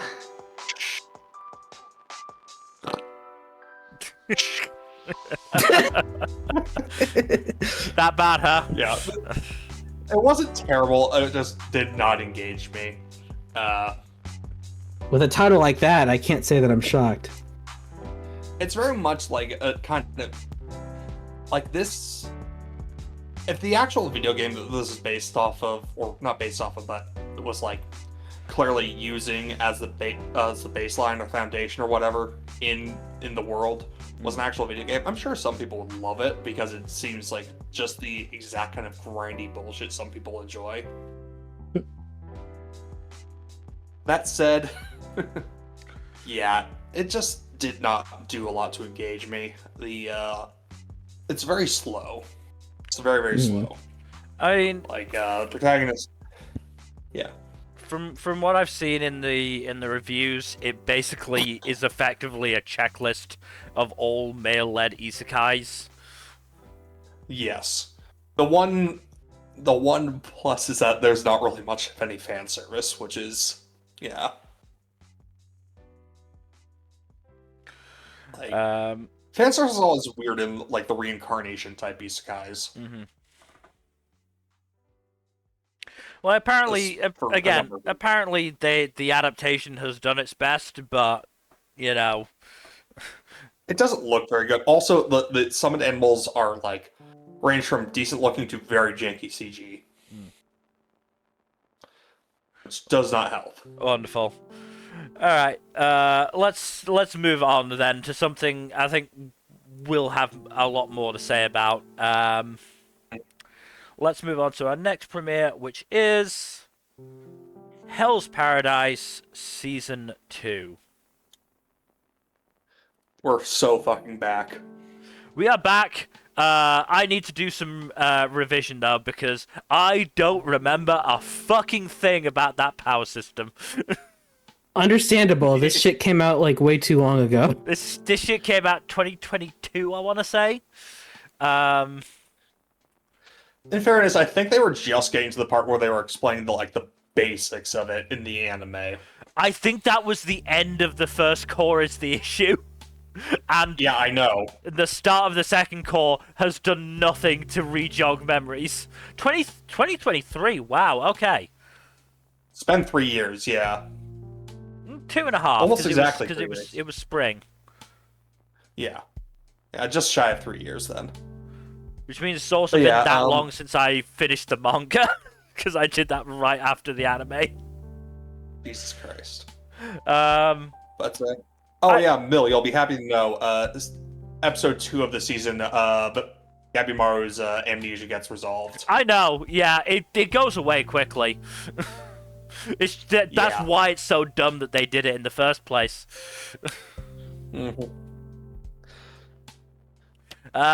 So, how do you like Shugen? Yeah, he's a real peach, isn't he? We all, of course, love Jika, our bisexual king, which I did not remember. Yep. Look, if he's a stud, he's a stud. And then we got fucking Gabimaru taking chunks out of Chobei, who just keeps fucking growing them back. Jesus. If I remember correctly, he cheated and took some of the fucking murder Tau inside of him. Yeah, he did. If I remember right. I did enjoy fucking Gantetsusai just schooling Toma though. I don't like the Aza brothers much to begin with, so that was very fun. Yeah. Yeah. Yeah, it was pretty neat. I just love Gantetsasai in general. He's great.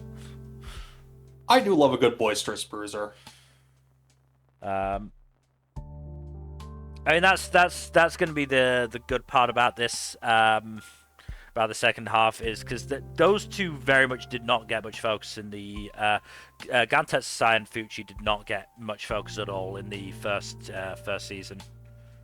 No, they kind of got separated from most everyone for a while, so they linked up with Gabimaru what, 2 or 3 episodes away from the end of the season. Basically, and then those last 2 or 3 episodes more focused on Sagiri's group than anything else, anyway. Yeah. But yeah, we do have another group of Simons heading over to the islands, so that will be fun. Along with some of the shinobi from Gabimaru's village. Yes, of course. Which, again, gonna be real fun. Well, the cast has been sufficiently whittled down at this point that they can focus a little bit more on the characters they have. And, we got a little bit of info on, well, not info, but a little bit more on the other, whatchamacallit? The, creepy eldritch people. Oh, I don't remember. Tencent, right. Yeah, Tencent. I'm gonna be honest. Yeah, when I was doing my summary, I completely forgot about that scene because it was mostly just them fucking. No, it wasn't just them fucking. It was just a couple of them fucking, and everyone else just hanging around by the pool and talking. I'm looking forward to it because, again, if I remember correctly, they're all voiced by the same two actors. Yes, I forget who it is that voices them. Junichi Suwabe for the male forms and Yuko Kaida for the female forms. Right. It is crazy that they pull off 8 different voices. Yeah, a piece. And if I remember correctly, they all sounded fucking distinct. Yeah, no, that takes some talent. Mm-hmm. But yeah, pretty decent start to the second season of Hell's Paradise, I think. As said, I need to reread the first part and just get that, info about Tao again. Look, Tao doesn't seem like a ludicrously complex magic system by shonen standards, but yeah. Again, it's just that there was no recap whatsoever. It's been 3 years. A recap would have been nice. Yeah. Alas. Why would Mappa do something that improve the adaptation? Oh, you have some gripes to say about some other things, I imagine. Oh, another fucking Mappa adaptation's coming up, but that's going to be in a few shows' time. We should move on to our next premiere, though, with Hell Teacher Jigoku Sensei Nube Season 2. This was a really good premiere, actually. I really enjoyed it. Basically, ends maybe a day or two after the first, or starts, sorry, a day or two after the first season ended. And Kyoko wakes up and finds herself not fucking 10 anymore, but 26. And fully an adult. She's working a pretty shit office job. And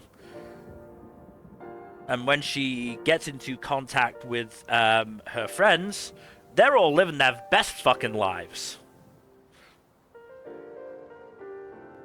Like Makoto, the tiny kid who does not look the same age as the rest of them, he's now very tall, a lawyer, and has 5 dates a week. Damn. The fuck? Damn, dude's got game. Yeah, and none of them, certainly it takes a lot of, pushing for any of them to mention what happened to Nube. As it turns out, he got really fucked up stopping the Byakko from killing the kids, and is now effectively catatonic and wheelchair bound in the hospital. Also missing a hand, not his demon hand, thankfully. But it takes Kyoko basically crying over her terrible situation for him to wake up and reveal that she is actually being affected by a yokai called a Makura Gaishi, which basically turns your pillow over as you sleep and sends your soul to a different parallel world, or at least in this show. I think it's slightly different in real life, because it does exist, but yeah. So yeah, Nube manages to convince threatens the Makura Gaishi into sending Kyoko back to her actual world. And she wakes up and she gives the present she'd made to Nube in thanks for everything he'd done for them, which is a handkerchief she'd sewn with thank you on it. Yeah, it was a really nice, really interesting premiere, and like the emotion of it worked really well towards the end. So yeah, no, Nube has started off with a bang, I'd say, and a really good one. I'm looking forward to where it goes from here. It's nice. Honestly, it was like pleasantly really good. That's good. But we should move on to our next premiere, which is High School Kimengumi. Oh boy, another fucking old adaptation. Yeah. And boy. you can tell. This truthfully wasn't terrible. There wasn't, for at least from what I noticed, any sort of dated humor, I'll say. That said, it's just, it's just nonsense. It's just goofy kids in high school being goofy. There's a bunch of different like groups, and they don't really get along with each other. Like the main premise is that there's this new girl who's transferring in, and she wants to make memories in school, and she sees these goofballs and she's like, I want to hang with them, and her one friend is like, are you actually crazy? And then they start hanging with them and goofy stuff happens. That's pretty much all there is to it. It did get a few chuckles out of me. Probably the best joke in the premiere is that the graduation meteor hits, and suddenly they're at the end of the school year, and they go from middle school to high school, where pretty much nothing changes, but it's just funny in the moment where it's like just seeing this big meteor that says graduation on it. I can see that being a fun visual punchline. Yeah. So there was some fun, but overall it wasn't great. I mean, I again, this is one of those where I just don't think it's for me. But yeah. To be fair, this one I'm not even sure who it's meant to be for, if I'm honest. This is from the 80s. Yeah. Yeah. So old takus. Yeah, but even then, this is the kind of humor I feel like most of them have moved. I would like to think most of them have moved on from. Yeah, but like when you see like your old friend from like way back when, and you suddenly like revert to how you were back then, and it's like oh shit, all the memories, It's like you see some kid watching this show, and then their father walks in and is like, oh, I love this manga, and then they watch it together and they bond, they make memories, and yeah, it's for that. Yeah. Cool. Cool. Alright, let's move on. Yes, please. Let's I will move not on. be watching more. Let's move on to our next premiere, which is the Holy Grail of Eris. Wait, Holy Grail. I thought that was a different show. No, Oh, okay. there are no Monties or Pythons in this one. Oh. Or Fates. Yeah, I was referencing Fate, but you went the more humorous direction, which I'm okay with. Yes. But this one is pretty fascinating, honestly. This one is interesting, though it does have some... It has some production hiccups, not hiccups, but its production is on the weaker side. I mean, it's... Let me just find it. Ashy Productions. Not familiar with that one, but I don't... That in and of itself says something. Tale of Outcasts. Fucking... the... Attended an all-guys mix. 365 Days to the Wedding. None of which were So it has amazingly a animated. track record? Yeah. The track record is, with its animation, is kind of mediocre. I was more honestly going from the... I'm just a little skittish because where is it? Where did I say that? Yeah. I'm a little skittish about the fact that the two sort of outside of, you know, Connie and Scarlet, the villains have been two scheming women, while the men are considered bamboozled idiots. It is only the first episode, so that is like... And I'm fully aware of that, and I'm fully willing to give it 3 episodes, because it did enough to interest me otherwise. As I said, I just can't help but look at that and feel skittish about it. No, that's fair. And go... At the same time, though, having fall at that hurdle, but yeah. I mean, it helps immensely that it's not a male protagonist. It's 2 female protagonists, which does help lessen that particular narrative contrivance in the first episode, at least. But we'll see how it handles the rest of that going forward. I still think the premise itself is very interesting. No, it is. It is. It absolutely is. Also, man, Connie was 6 and saw her beheading real up close. No wonder she didn't have a good time. Yeah, no, that does not look like it. She had fun. At all. But yes, very curious as to what exactly sparked Scarlet's execution, because we get some hints at it, but we don't get details, which is... Well, I mean, based on how she acted when she possessed Connie, where she very much wielded etiquette and reputation like a pair of swords. It definitely seems... She was definitely a noble woman. Definitely a noble woman, but one that did not sort of kowtow to others,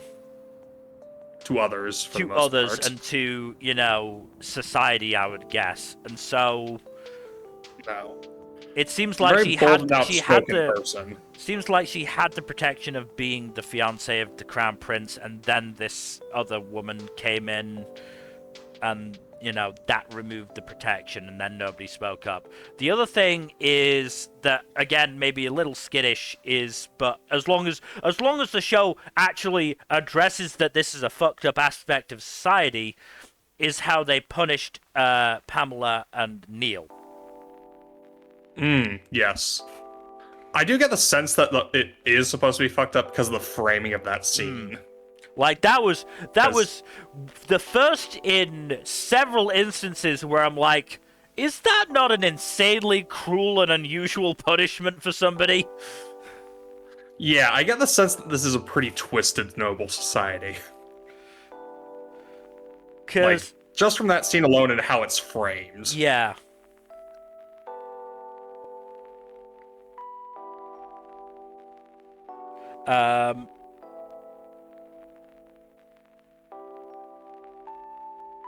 So, sorry, I'm just having a look at some stuff. So yeah, there's been some people I've seen who've read the source material and have said that it is definitely worth all the hype.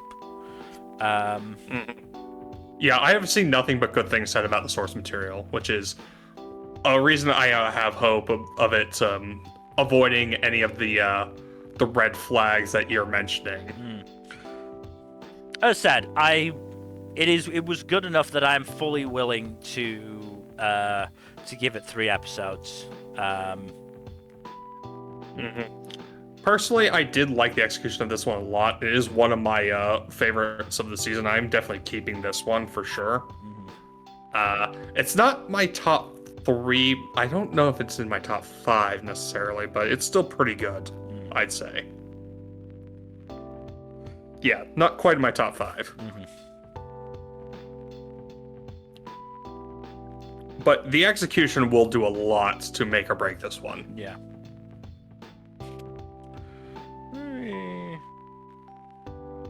What is it now? Okay, this isn't getting a dub. That's unfortunate. But, yeah, no, I mean, I will also say that,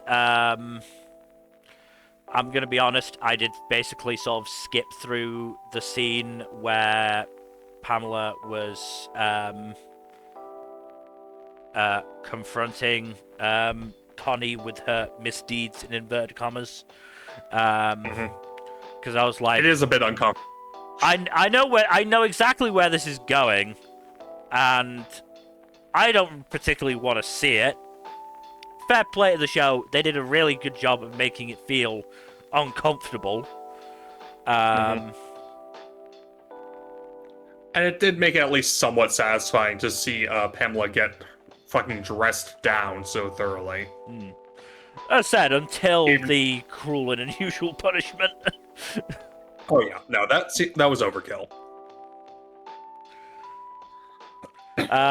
Here's my other question. Scarlet said that Connie would have to spend the rest of her life getting Scarlet her revenge. What if Connie manages to get Scarlet her revenge after, like, a week? That's a good question. We don't know. Is Scarlet just assuming that the revenge is going to take the rest of Connie's life? Or, like, what? I don't know. I honestly don't know. But, yes, definitely a very, very interesting premiere. Definitely an interesting take on the villainess genre in a season where we've got at least one series that is not an interesting look at the villainess genre. No, it plays that. From what I've heard, that plays it way too straight. We'll get to that one near the end. I think we've got another In the meantime, one at some point, but yes. We should move on to our next premiere, which is In the Clear, Moonlit, Dusk.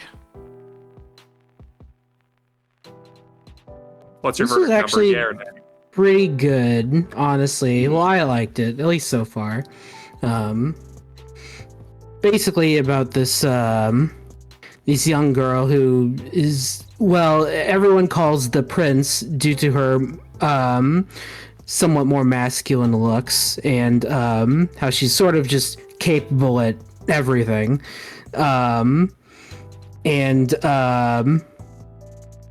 In her blossoming romance with another so-called prince at the school who I'm not quite sure why they call him prince just yet, aside from his good looks. Yeah, he's the only guy who's ever actually given her any attention, because like the girls are all over her, like they love her, but the guys are like, no, that just makes me gay, because yeah. They don't actually say that, but that's like the vague implication. But yeah, it's a nice little romance. And I kind of like their dynamic so far. It kind of rides the line a little bit, where the guy seems to be a little too much of an asshole, but not really. It doesn't seem like he's trying to be. He seems like he's trying to genuinely be good, but I don't know. The way he approaches things gives me a little but I'm willing to give this a few episodes because I liked it a fair bit, and visually the show looks good, so. Fair enough. Yeah. It does look pretty based on the PVs, so. Yeah. I'm enjoying it well enough so far. I want to at least give it a few episodes and see from there. But yeah. Huh. East Fish Studios, not one I've heard of, to be fair. Nope. As opposed to West Fish Studio? Well, they're also doing Kaya-chan this season, so. Oh, okay. We probably won't be getting to that one for a little while. Not that long. We have a lot to talk about in some of these. I feel like they're just making up these studios out of nowhere. They just spin a wheel. This started in 2017. This is definitely a season where I feel like I've seen a lot of studios I've not really seen before. Yeah. Or a lot of studios we've only seen sporadically. Yeah. Like, I would say MAPPA and maybe OLM are the only two sort of big ones that are doing shows this season. They did a condition called Love. Yeah. Yeesh. Bones and JC staff as well are doing stuff. And Dean. I was more talking about the good studios, to be brutally honest. You don't think Bones is good? No, I was. Yeah, I forgot about Bones, and I forgot about Wit with Frieren. But A1 Pictures as well with Fate. Yeah, but I was very much not including Dean and JC staff. Also Doga Kobo. Both. Hey. Doga Kobo has issues, man. Doga Kobo does have issues, yes. David Production also has some issues, but not as bad. Yeah. But we should, unless there's anything else. Not really. I like it. I'm going to be sticking with it for now.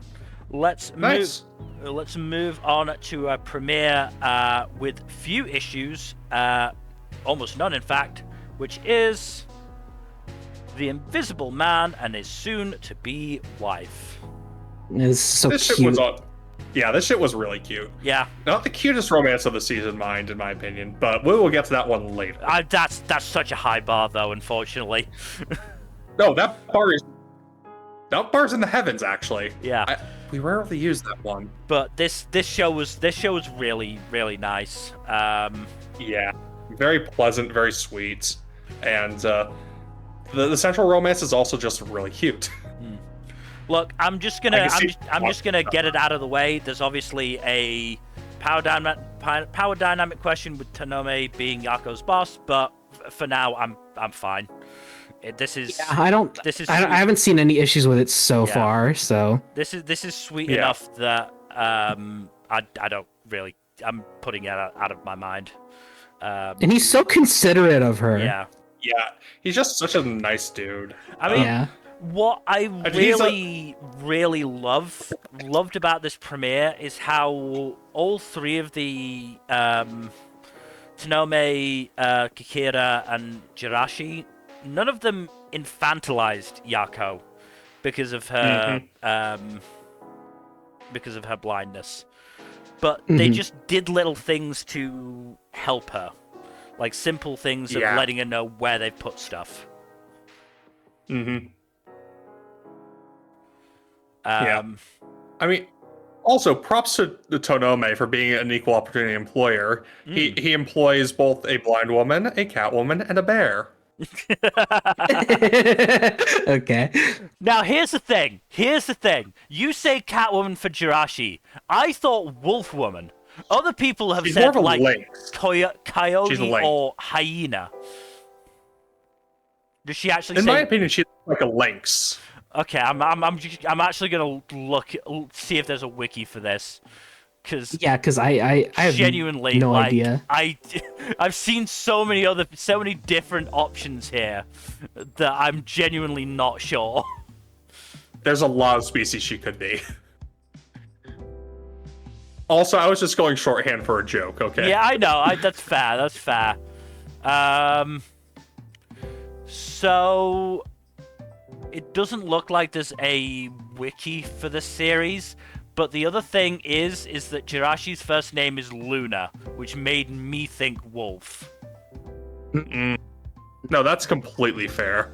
Yeah. I would not be surprised if she is meant to be a wolf. I honestly but, like, don't the fuzz know. in the ears Yeah. makes me think lynx. I don't know, honestly. Presumably at some point it'll get brought up, maybe. I don't know. But, like, yeah. It is Very just, likely. It is just the thing that, like, I said in my notes wolf, and I was looking at reviews, and people were saying different fucking animals every time, and I was like, oh god damn it. To be fair, I also think wolf, so. There are also aliens in this world, which is interesting. Yeah, sure, why not? Aliens. It's also, So, yeah, I mean, it's just really interesting how matter-of-factly the show is about the fact that it's a supernatural society. Yeah. Mm-hmm. Like, there's Animal no... people, aliens, Yeah. elves, invisible men, Yeah. I also probably found it, ghosts somewhere. I also found it really interesting that Tanome can't see himself either. Yeah, that's something I didn't He's really just think about. Which is interesting. Like, that's fascinating to me. Because I mean, it makes sense, but it's like it's Yeah. not something you really think about. but it's like, are you able to use your sort of sense of touch to know when you're getting close to something? Yeah, I think he has to. Or is it like, did he go through struggles when he was younger, like basically finding his range, basically? Well, he did go through a very. How much did you? You only watched the premiere, right? Only watched the premiere, yeah. Yeah. Okay, well, he does go through a very specific struggle when he was younger that is Okay. elaborated on. Okay, cool. Okay. Interesting. Yeah. It's also cool that he can, if he wants to, turn all of his clothes invisible as well. Yes. Yeah, he can expand his invisible domain or whatever. Yeah. Domain expansion, invisible Yeah. bullshit. But he can't hide. That's a when- handy skill for his occupation. Yeah, but he can't hide when he's dripping blood. Apparently. Yeah, no, this was really cute. This was really enjoyable. Mm-hmm. Yako is a really fun protagonist. Chronic overthinker. Yes. Relatable, She just like me honestly. for real. Yeah, and Tanome is just such a gentleman. Like, again, just a little thing.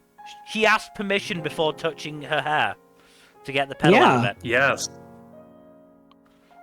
Which, it's a very important consideration, but not Yeah. a lot of people do that. No, Yeah. you know, it's relatively rare, unfortunately. There's a lot of little details that I appreciate as well. Yako has this watch that she taps on it, and then it vibrates to tell her what time it is. Yes. That is really neat, yeah. That's something you don't really think about, but it's like, oh, that makes sense. The earphones Yeah. that she was typing, so that Yeah. the computer could tell her what she was typing. I presume, anyway. The fact that she doesn't turn the light on in her apartment, because why would she? Yeah. there's no point. It's like Daredevil. Daredevil doesn't have lights on in his apartment unless he has people over. Yeah. So Yako's a secret crime fighter. Yes. It reminds me of a Tumblr post I think I saw where somebody was telling a tale about how they had a professor who was visually impaired, and they had to go into the professor's office to do a test. And obviously the light was off because the professor didn't need the light on. And so they just did the test in the dark until like 3/4 of the way through, the professor suddenly looked up and went, "Oh shit, I don't have the lights on." That's amazing. But yeah, it's just really, really cool to see, you know, an anime being respectful of stuff like that. You know, similar Apparently they to had like a consultant on for that. yeah, but similar to a sign of affection. Exactly. That's the comparison I was gonna make, where it's like it's in the little things that make you really appreciate it. Yeah. And especially it's stuff that you don't really think about unless you have that sort of condition. And especially considering we've got another visually impaired character in an anime this season later down the list, which, as far as I'm aware, doesn't do this kind of stuff. Yeah, I'll get into that when we get to that one. But we should probably move on to our next premiere, which is Isekai Office Worker, The Other World's Books Depend on the Bean Counter. This is interesting. This is really interesting. I'll also point out that I think this is the first time in a long time that I willingly started an Isekai. Yeah. I saw you watch it, I'm like, oh, okay, cool. The power of BL. Yeah. How spicy was the BL in this one? They haven't progressed far yet. It has mostly just been like the love interest Eris is very clearly like keeping an eye on Sei. And there's definitely an element of interest there, I think. But this premiere was very much more about setting up the overall plot, which does actually seem really interesting. I'll tell you right now, things escalate a lot in episode 2. Okay, great. Oh boy. Good stuff. I mean, I had a feeling, considering the episode does end with Eris finding, say, collapsed, hyperventilating. Yeah, it. So I'm not gonna give it away, but wow, I can't believe they actually did that in episode 2. Oh god, okay, I'm looking forward to it. Then. Let me just check something real quick. Isekai Office Worker. 14 plus. Okay, so it's not gonna go maybe as far as it could. No, I'll just let you watch and find out. Yeah, I will. I definitely will, because as I said, this was really interesting. Because the basic premise is that Sei sees a teenage girl being sucked into a portal, tries to go over to help, gets sucked in himself. The girl is immediately crowned as the holy maiden who's gonna fucking cleanse the plague tree that they live near, because of course they do. They can't just move. Meanwhile, Sei is basically given an apology for being dragged into this and said, hey, we'll give you anything you want to live, basically, just let us know. And he goes, I want a job. Because he's too stuck in that capitalist grind set. Which is pretty fucked up, but also I guess I respect it. So, because he was an accountant in the real world, he gets put in the accountancy department here. And as it turns out, it's not an accountancy department. It's basically just a place budget forms go to get stamped without even being looked at. Yep. And Sei basically goes, no, fuck that. If I'm doing this, no, I'm doing this right. Yeah. Yeah, exactly. But the other really interesting thing is the girl Yua. The show definitely gives vibes that she's being groomed into accepting this holy maiden position, which Sei does seem to recognize. But obviously, because he is effectively a stranger to her, she doesn't take the criticism well. Yeah. It's reinforced by the fact that the Prime Minister is a creepy fuck. Yeah, creepy guy. Yeah, no, I genuinely thought this was really interesting. Unfortunately, seems like Sei may have overdosed on those fucking nutritional tonics. Which he was downing those like they were candy, so yeah. Understandable. Also find it very interesting that none of the Otherworld characters could manage to say Sei's name properly, but they had no problem with Yua's. which is pretty funny. I do love that that Helmet, the head of the accounting department, keeps calling Sei Kondu when his name is Kondo. Yeah.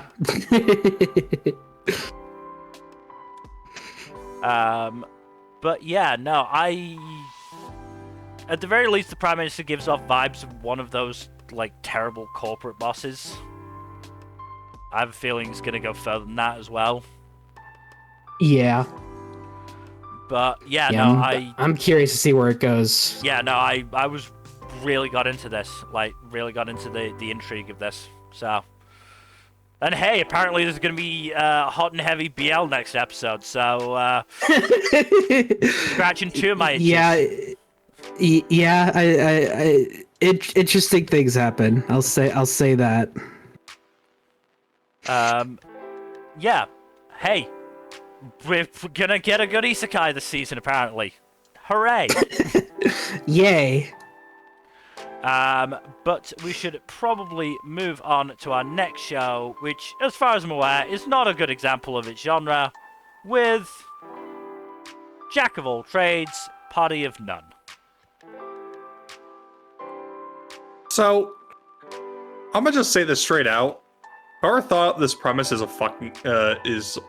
clearly does not know how actual parties work, because, like, having a jack of all trades is immensely useful. Like, I'm not super well versed in MMORPGs, but literally everyone I've seen talk about them has said, like, yeah, no, having someone who's well versed in just about everything is insanely useful, because they are a flex party member, basically. I mean, here's the thing. Like, this is a thing that so many of these Banish from the Heroes Party series do, which is they banish the support role for not doing damage, and it's like, that's not their job. Are you fucking... Yeah, no. Like, this dude was, like, forcibly multi-classed into a fucking supporter, and then kicked out for not being good enough at it, even though he's, like, not the primary supporter. He is the secondary supporter. Yeah. He's still pretty good at it. Just so dumb. So very dumb. It's very, very dumb. Like, it doesn't have most of the more obnoxious hallmarks of the genre, the subgenre, rather. But it's still really... The premise is dumb in this case. Like, there is a much better example of kicked out of the Heroes Party later down the list. Like, that we will talk about in a little while. This just ain't it. Yeah. It's just not... Outside of that, it's just, like, kind of average. Yeah. Like, it's not super offensive. There are worse shows this season. I'm certain, but yeah. Yeah, this is yeah. I'm not bothering with more of this. And that's the thing with Banished from the Heroes Party stories, is so few of them actually, try and innovate Do in anything the way interesting. Yeah. In the way that the villainess genre does at least seem to do. Like, they're not always successful in how they try and switch things up, but you'll still at least get shows like Holy Grail of Eris or May I Ask for One Final Thing. Yeah, the kicked out of the party subgenre is just like... Yeah, in the way that you don't get from Banished from the Heroes Party series. Hell, the namesake of the genre is much different from literally all of the imitators. Because A, it's, came first and actually, try to just do an interesting fantasy story, and B, it doesn't do any of the dumb bullshit that that any of the actual follow the leaders did. Because, for one, there was a reason that the guy got kicked out of the party. It was a dumb reason, but the person doing it had selfish motives for doing so. And, like, yeah, it's also not, like, dumb bullshit harem shenanigans either. It's, like, just a monogamous relationship that actually gets developed throughout the series. I mean, I think the issue is that these people basically took one look at the Banished from the Heroes Party genre and went, oh, this is something we can use to refresh the flagging Isekai genre. Well, also, I think part of it is just wish fulfillment of, oh, I'm underappreciated at work. Yeah. This will show them. Oh, yeah, that's the other thing. But let's move on to something that's actually good. Because we move on to Journal with Witch. Oh, this is so good. This was so really, good. really good. It's so good. Oh my god. I love me a good grounded drama. It's just so interesting, and both Makio and Asa are just so well written already. Like, you just get such a solid idea of both their... You get a solid idea of both their characters in the first 3 minutes. Let alone the rest of the episode. Also, I need to make mention the whole Justin Bieber bit. I immediately went, oh boy, that dates the show. I double took. That dates the show a little bit, doesn't it? It was still hilarious. No, it's great. And, like, hilarious the fact that Asa did the first fucking syllable of baby and then it cuts off.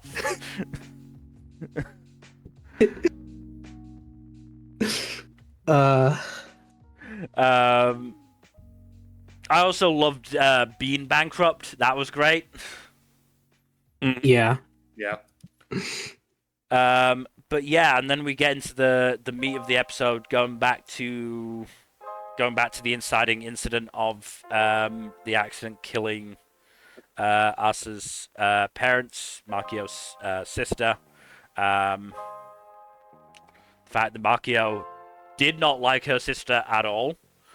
Yeah, which is pretty interesting. I like that complexity though, because like not every time you lose someone is going to be someone that you have a good relationship with. I also like that. I do like that Makio, was very honest about that, but also said, no, I'm not gonna say why I didn't like her and why I had a bad relationship with her, at least not yet. Because, because clearly, it's not an appropriate time, Yeah, clearly Asa is still in very much the grieving stage. It's also, like, alluded to every now and then. Like, she sees her sister there, like, saying something, and then it's like, okay. You get an idea of, like, what the friction was. Some of it is definitely, like, a sense that she felt her sister was very judgmental and hostile towards her. I mean, if the rest of the family is anything to go off, that wouldn't surprise me, because the rest of that family fucking sucked. Yeah. Also, I do want to make mention that it's interesting that Akio even mentions that she's mad that she still hates her sister even after her death. Like, she didn't want to keep feeling that way. Unfortunately, you can't help but what feelings you hold on to. Yeah.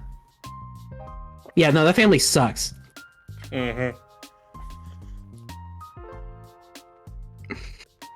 But I appreciate how Makio just up and went, you know what, fuck this. Let's go get some real sushi. Fuck this. I'm a messed up person, and I don't really have a connection with you, but I'm gonna be fucking better than any of these shits, just passing you around once they get tired of you. Yeah. Yeah. Also, just your friendly reminder that the Japanese foster care system is, sucks ass, yeah. Yeah. Sucks gigantic ass. There's no sugarcoating it. Also, yes, Makio is very, very autistic coded. But yeah, no, this is just really, really fascinating series. And a fascinating premiere, and I'm really interested to see where it goes from here. Episode 3 got me very emotional. So. Okay. Oh boy. Yeah, tears were shed. I will say that much. All right. Oh god, am I ready to get emotionally devastated already?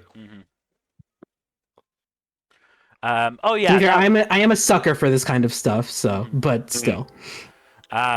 It was very interesting to me how sort of clearly Makio didn't really know what to say to Asa very early on, because twice she very much redirected from conversation to just food.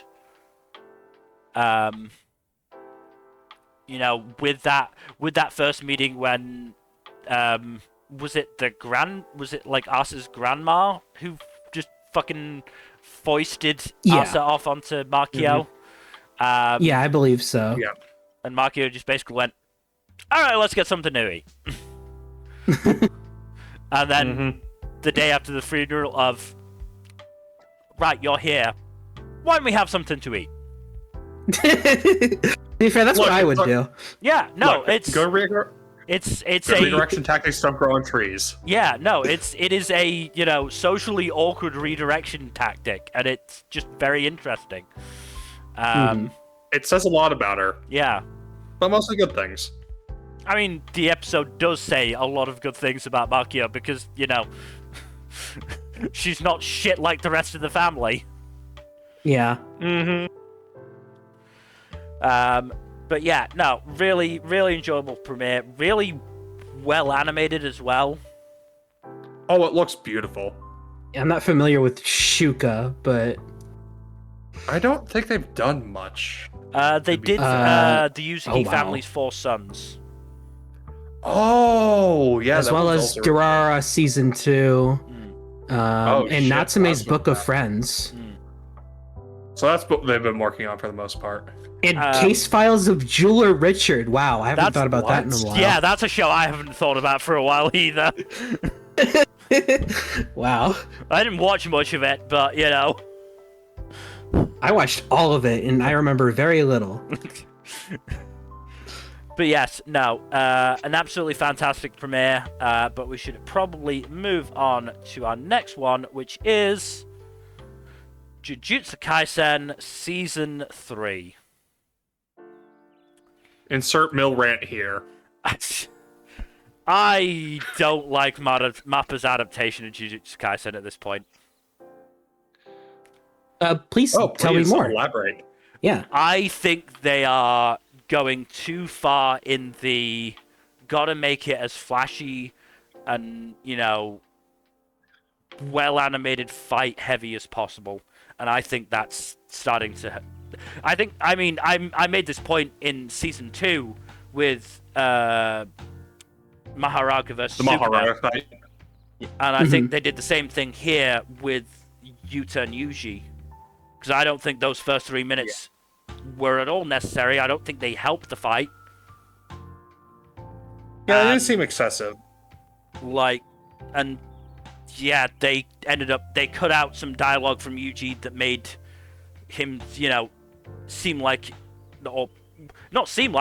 showed that he was improving as a fighter, because he was starting to think about things.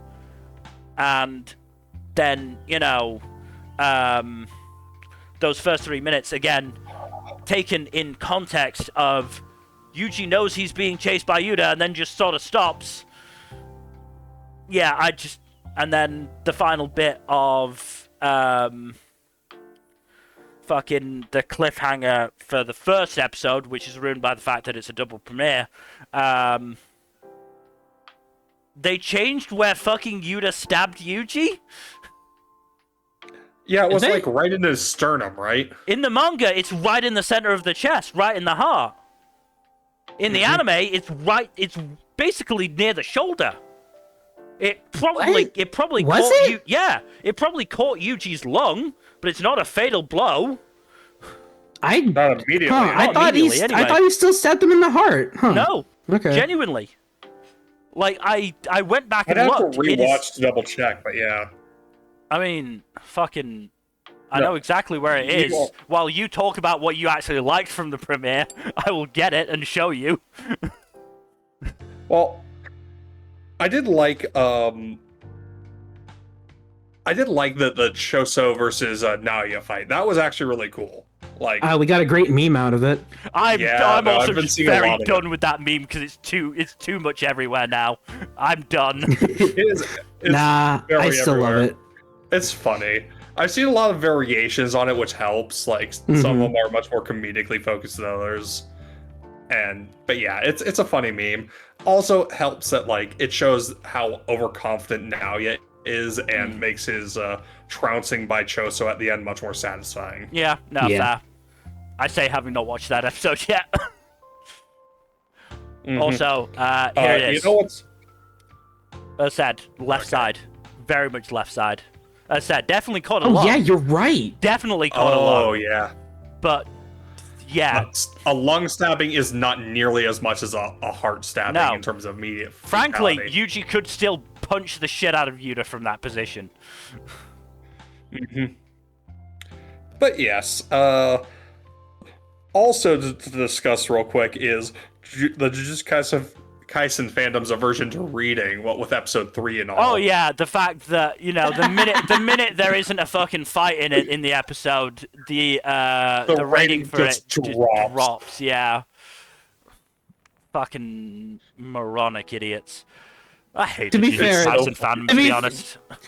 To be fair, the entire episode is just spent in that room talking, so I kind of get it, but they did add a lot of graphics and directorial shit to spice it up, at least. They did what they could with that material, so I cannot blame them there. They did their best to not only make it more visually interesting, but also present it in a cogent way. An easy to understand way that makes it more digestible. It is a massive exposition dump in the manga, so I could understand why they did some direction to. I just skid through all of that in the manga where I just had trouble following any of it. Here it's like, okay, this is way easier. So credit where it's due. But yeah, the entire episode is just talking in a room, so I can understand the frustration. But like, the show is more than just fights, guys. Well, speaking of fights, the next episode is going to be Perfect Preparation, which is going to be a contender for best fight of the season. Yeah. Yep. Absolutely. I'm very excited for that episode. Some of my favorite material. Yeah, and we're actually going to get it in excellent detail, unlike in the manga, which was that section coincided with some of Akutami's health issues. Unfortunately. Yeah. But we're going to get a really nice presentation of that, which will be very fun. But, yeah. JJK is still fun. Mill, I understand your frustrations, and I do largely agree with them. Yeah, I just can't help it. I can't help it.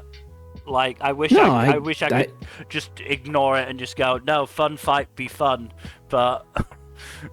No, unfortunately, we can't always turn our brain off because Oonga Boonga fun fight. Yeah. Dude, like I said, you're not exactly wrong. So I really can't blame you. I'm able to. Again, it's been a while since I read this shit, so it's easy for me. But like, and I largely just enjoy JJK for the fights, anyways. Aside from some of the narrative here and there, but I can understand where issues like this give you cause to complain like this. Like, it's understandable and completely justified. I mean, what I will say is I am now considering going to the dub to see if that helps, not having to pay 100% attention. But I am very much... Look, I just want to get to Hikari, and then I'll reassess. Yeah, Hikari is probably going to be starting episode 5 or so. Oh no, episode 5 is probably going to be Panda's Lament. Oh boy. Oh goody. I mean, that's where I'm guessing it's going to be. Yeah. But yeah, we're going to get Hikari after that. Oh boy, it's gonna... Yeah. I'm just waiting for Higuruma. I'm also waiting for Higuruma. There are so many really good characters that get introduced in this portion. Oh yeah, we got Takaba at the end of episode 3. Yay! Yeah. I love Takaba. That dumb bastard. Takaba's amazing. Oh, it's gonna be so fun to see him fully in action. I wonder if they're gonna do the jokes with his costume being revealing. Oh yeah. I mean, we've seen him in the OP. Yeah. I didn't look The OP close. is great, by the way. The OP is very good. Yeah. I didn't look closely enough to see whether they had the sensor circle. No, I don't think they did, but they still had him dancing in the OP. I mean, yes, they did. So. No, Takaba's great, and yeah, some of the other color game players are going to be very fun as well. But we're only going to see about half of them this core. Most of the rest of them are only going to really factor in heavily in the second core. I mean, Jack, you and I discussed this on another stream. This core is probably going to end somewhere around Yuta's colony fight. Probably, yeah, the Sendai colony fight. Which is the one with Yuta. My personal guess is right before it, but it could actually cover that fight. We are going to at least get the introductions for some of the characters who are involved in that, because they are in the OP. Yes, no, that's the only thing that's making me think it'll at least get to that fight, because they showed fucking what's their name? Uro and Rio, I think it was. No, not Rio. It was... What was his fucking name? I don't remember. I'm looking at the cast list and I'm not seeing him. I don't think he's been voice cast yet. Yeah, they put Uro on there. That is weird. Anyway, Pompadour dude. Yes. I'm looking him up right now. But yeah, no, there's a lot to look forward to this season, even if there are some issues overall. Ryu, Ishigori. Yeah, Ishigori, that makes sense, yeah. But yeah, Ishigori and Uro are going to be fun to see in action. Oh god, I wonder how they're going to handle Uro and her power and her design. They've already got I believe they've got a anime visual for her, and it is not as revealing as the manga, which obviously set some people off. Yeah. Because they fucking suck. JJK fans are some of the worst. Yup, they're some of the worst out there. God. It'll be so fun watching them melt down over the Shinjuku showdown. I mean, that's the only plus. It's not going to be a fun place. That's the only plus. I'm hoping it'll, send some of the worst people off with a certain character's end. Mm-hmm. Yep. Fingers crossed. But yes, we should probably move on. Yeah, we should move on to our next premiere, which is Kaya-chan Isn't Scary. So this is actually a pretty decent one. It does give me some vibes of whatchamacallit, that one horror show from a couple years ago. Two Cores. God, I'm blanking on the name. You and I both watched it, Nmbr. Dark Gathering. Dark Gathering, that's what it was. Why did you remember? Damn it. Yeah. It does give me some vibes of it, but I don't like this one as much. I think partially just because most of the cast is just a bunch of very young children. Yeah, that's kind of what I expected. Yeah, this is like it's pretty decent. It has good potential, but it's just not for me. I don't vibe with horror for the most part, anyways. But it is also just like, yeah, there are other elements that make it more not for me than other horror series that I have tried in the past. Like, I can still see it being perfectly enjoyable, but I'm not going to continue on with it.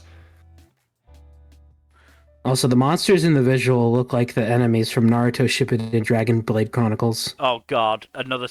That's something else I've thought about for a while. Why do you have to memory blast us like that, Nmbr? I rewatched that playthrough somewhat recently, and I'm like, oh wow, these guys look just like those ugly beans. Oh god.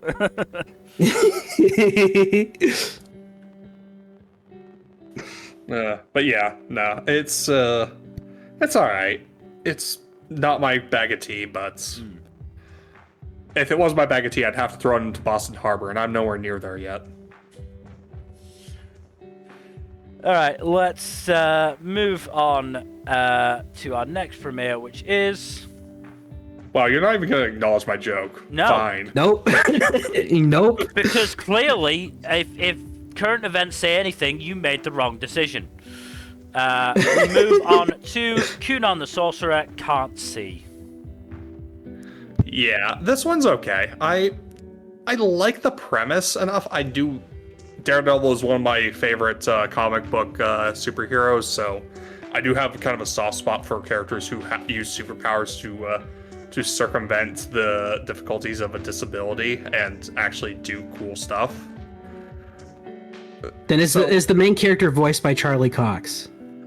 God, that'd be hilarious, but no. No. Oh, then this isn't worth watching then. Charlie Cox has only really done voice acting in that one fucking Spider-Man show recently, so. And the video game. He's voiced by. And also that one game that was popular. Yeah. Yeah. What was it called again? No. Expedition 44? Yeah, something like that. Something like that, yeah. No, it's Expedition 22. It was French. I didn't pay attention. But no, the protagonist is voiced by Sari Hayami. Oh, well, she's very good. She is very good. That's cool. Yeah. But no, this is pretty neat fantasy stuff. They actually do delve into a little bit of like all the different properties of water and how it can be used for different things, and how like a sight impaired person can kind of like account for those things like viscosity and temperature and stuff like that. But yeah, I think I'm gonna give this one 3 episodes. It seems neat enough. It's not too crazy. It's pretty inoffensive overall. If it like just discards the disability aspect wholesale, it's not gonna be as good. Like, it doesn't have that high level of disability awareness that Invisible Man and his soon-to-be wife does, which is unfortunate, but it is still... It doesn't infantilize Kunon. It does like portray him as a character with interiority and a desire to like improve his situation, and just understand and experience more of the world. So again, from the review I've seen, and this is a plus in its favor. It's more about Kunon trying to create a more accommodating world than finding a cure. Exactly. Yes. He's not trying to cure his disability, he's trying to circumvent it. Yeah. Basically. Which, yeah. No, I get that. That is a lot better than like just trying to like outright cure the disability, which is like has all sorts of unfortunate implications. Very much so, yeah. But yeah, no, it's still a pretty decent premiere, and I do think it's if you find the premise interesting at all, I think it's worth at least giving a look. God, I did not mean that pun. Fuck. Shit. Damn it. To be fair, I think I'm pretty sure Shion in Hell's Paradise made a blind joke as well, and I had to double take for a second going, did he just do that? Shion's a jokester. He is actually a pretty funny dude. Shion's great. But we should move on to our next premiere, which is Love Through a Prism. So, Netflix show, all 20 episodes have already dropped. Holy hell. Yeah. This is that's fun. This is an original from Studio Wit. Oh. I had no idea. Okay. It is set in England, and they got a London-based dubbing company to do the dub. Oh. I don't think it's very good. No. Putting aside the fact that there are a couple of scenes where somebody with a Cockney accent uses honorifics, which is really uncomfortable for me to hear. Oh, that's weird. That's weird. I don't think the voices quite fit, and I did actually switch over to hear the male main character's dub voice because I hadn't heard it yet, or hadn't heard it at the point where I switched over to the sub. And in that scene, they both sounded like they were in a big, large room in a bad way. I see. So I'm not quite sure what went on there. I had a look at the company. It seems like it's the first anime project they've worked on for a lot of the team. Oh, jeez. Oh boy. Bill, you know something? I do think you are going to have to try to show us what the Cockney accent, No. Cockney accent I can't do a stuff sounds like. I can't do a Cockney accent. I can do it in a Yorkshire accent, but that's the best you're gonna get. Fair enough. Right, let me get into the voice. And it's just embrace the inner Sean Bean. It's probably quite offensive that this is the sentence that I very often use to get into a Yorkshire accent, but right, going to pub. Oh, hey, Lilith-san! I didn't know you were here. No. Did you meet with Chiaki-kun? Yeah, no, it doesn't work, does it? It doesn't work. It doesn't work. Oh my god. I'm so fucking sorry for your ears. Mil, I don't see what the problem is. Anyway, I'm gonna be honest. The premiere itself is quite interesting because Lily is a young Japanese woman who comes to England in the early 1900s to attend an art academy. And basically, her mum is not great and basically gave her 6 months to become the best student in the school. Otherwise, she would have to return to Japan, take over the family business, and enter into an arranged marriage. That sounds reasonable. Sounds lovely. So Lily, when she arrives in London, quickly gets lost. She tries to ask people for directions, but she is faced with the typical London hospitality, which is ignoring her,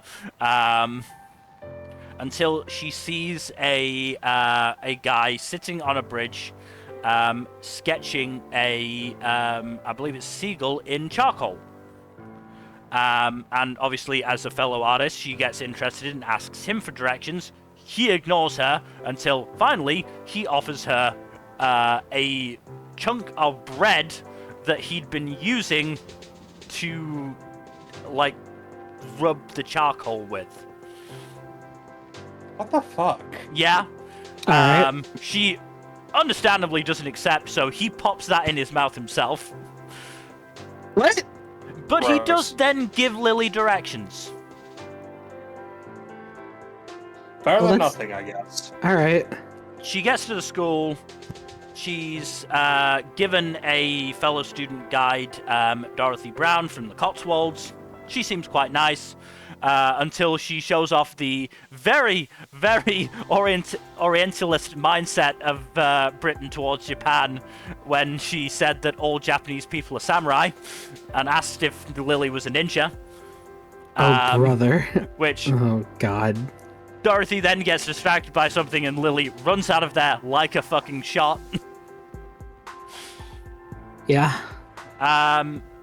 Lily then falls asleep in one of the art rooms, and when she wakes up, the guy from the bridge is going through her suitcase.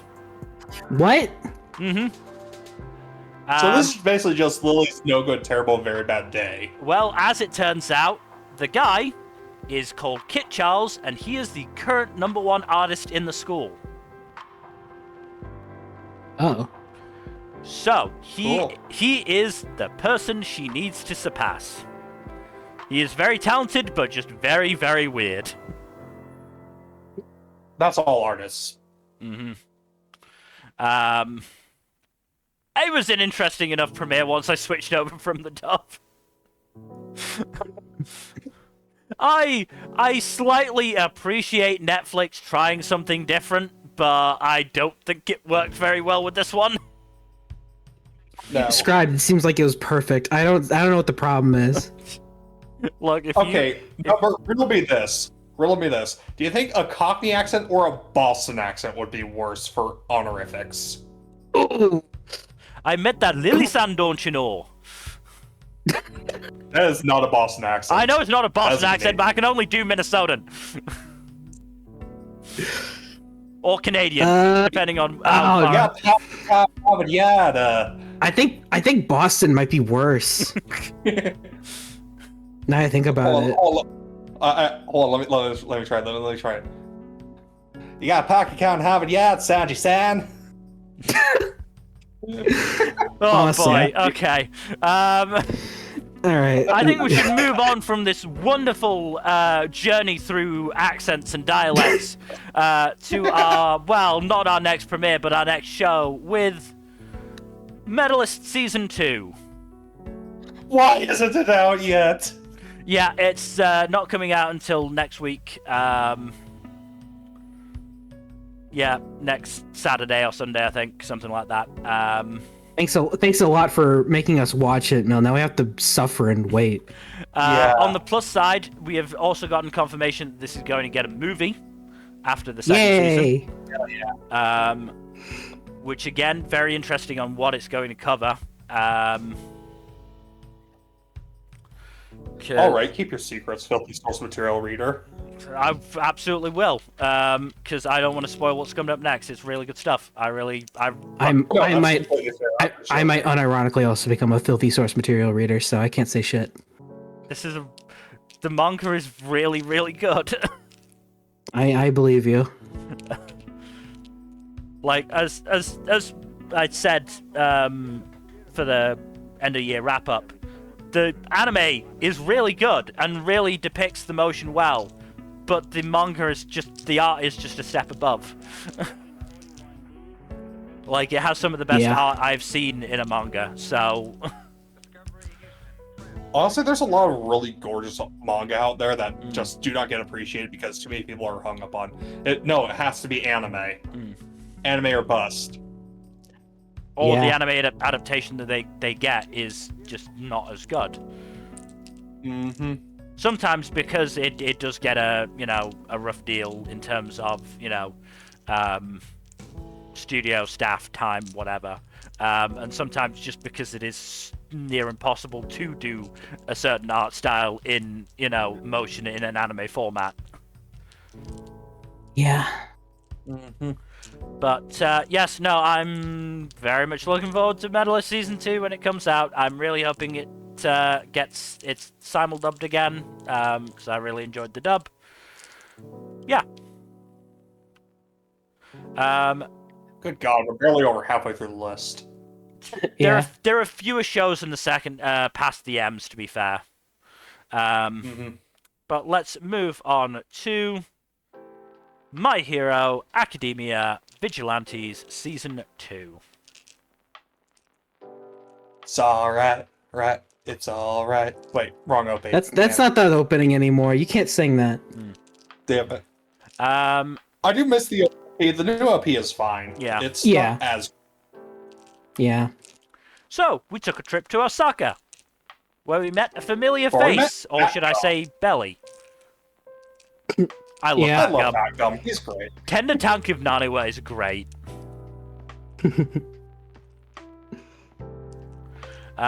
We also met Kaneko, the very eccentric police officer. I fucking love her in the dub voice, especially. Like, it's just... Yeah, it's very funny. Let's see... Also, Kyla Temshiv. Oh, okay. Not a name I've heard before, but I have apparently heard her before. Because she was in Onmyo Kaiten. Huh. Neat. Yeah, no, she's fun. She does a really good job with the voice acting for Kaneko. We also got a little bit more focus on, or back to focusing on Aizawa. Where he's been asked to start investigating the villain factory. Yeah. Very curious as to how that investigation is going to pan out. It's hilarious to me as somebody who obviously has read a lot of fan fiction for Aizawa to have said that he's not a detective type when he mostly is in fanon. Look, fanon is not canon. We I all know this. it isn't, but it's just amusing to me. True. Fair enough. So yeah, he starts talking to a pair called the Hodder brothers,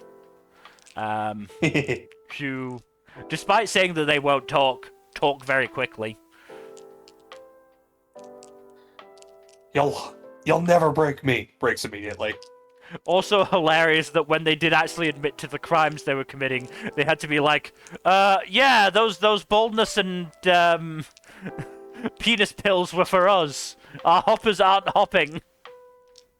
Yeah. Meanwhile, Aizawa doesn't give a shit. As I was just like, can we please stay on topic?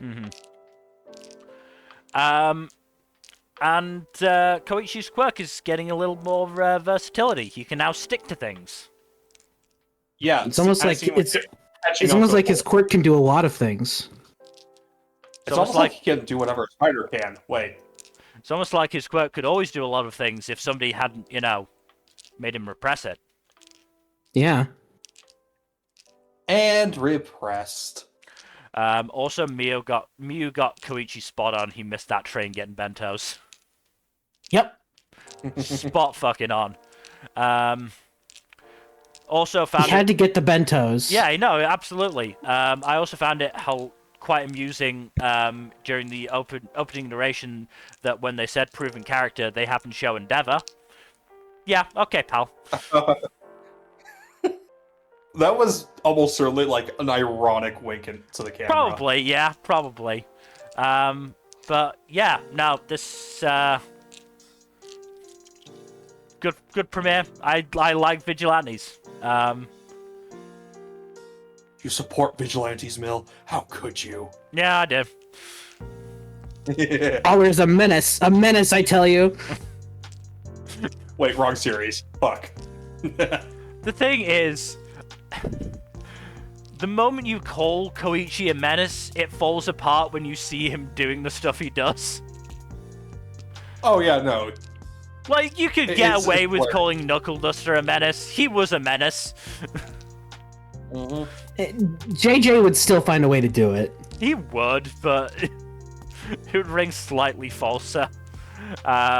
It's very funny. I've seen a lot of people make jokes about there's actually a comic in which Spider-Man is like, yeah, I like says on the stand, yeah, I'm black, and is like, he's not black, but he's doing it just to make Jameson uncomfortable, because then he has to like backpedal, like, no, I'm not saying this to be racist. I want to. Okay.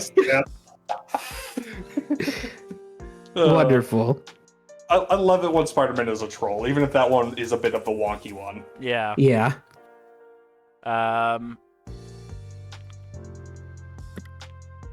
So yeah, no, we're gonna be getting some good stuff. I'm gonna guess at where it's gonna end, which will be an interesting point. I won't say it because obviously, Jack, you'd never read the manga, which, no offense, seems wild I read to me. one volume of the manga. But yeah, we should be finishing in a pretty interesting place, and then I imagine we'll probably have enough left. Ooh. From what I've been told, there's roughly enough manga material for 3 full cores. I would say probably another. I would say probably after this season, probably another 2 cores worth. Oh, okay. I think, yeah, I would say so. Looking at chapter counts, it's about lines up with what they covered for season 1.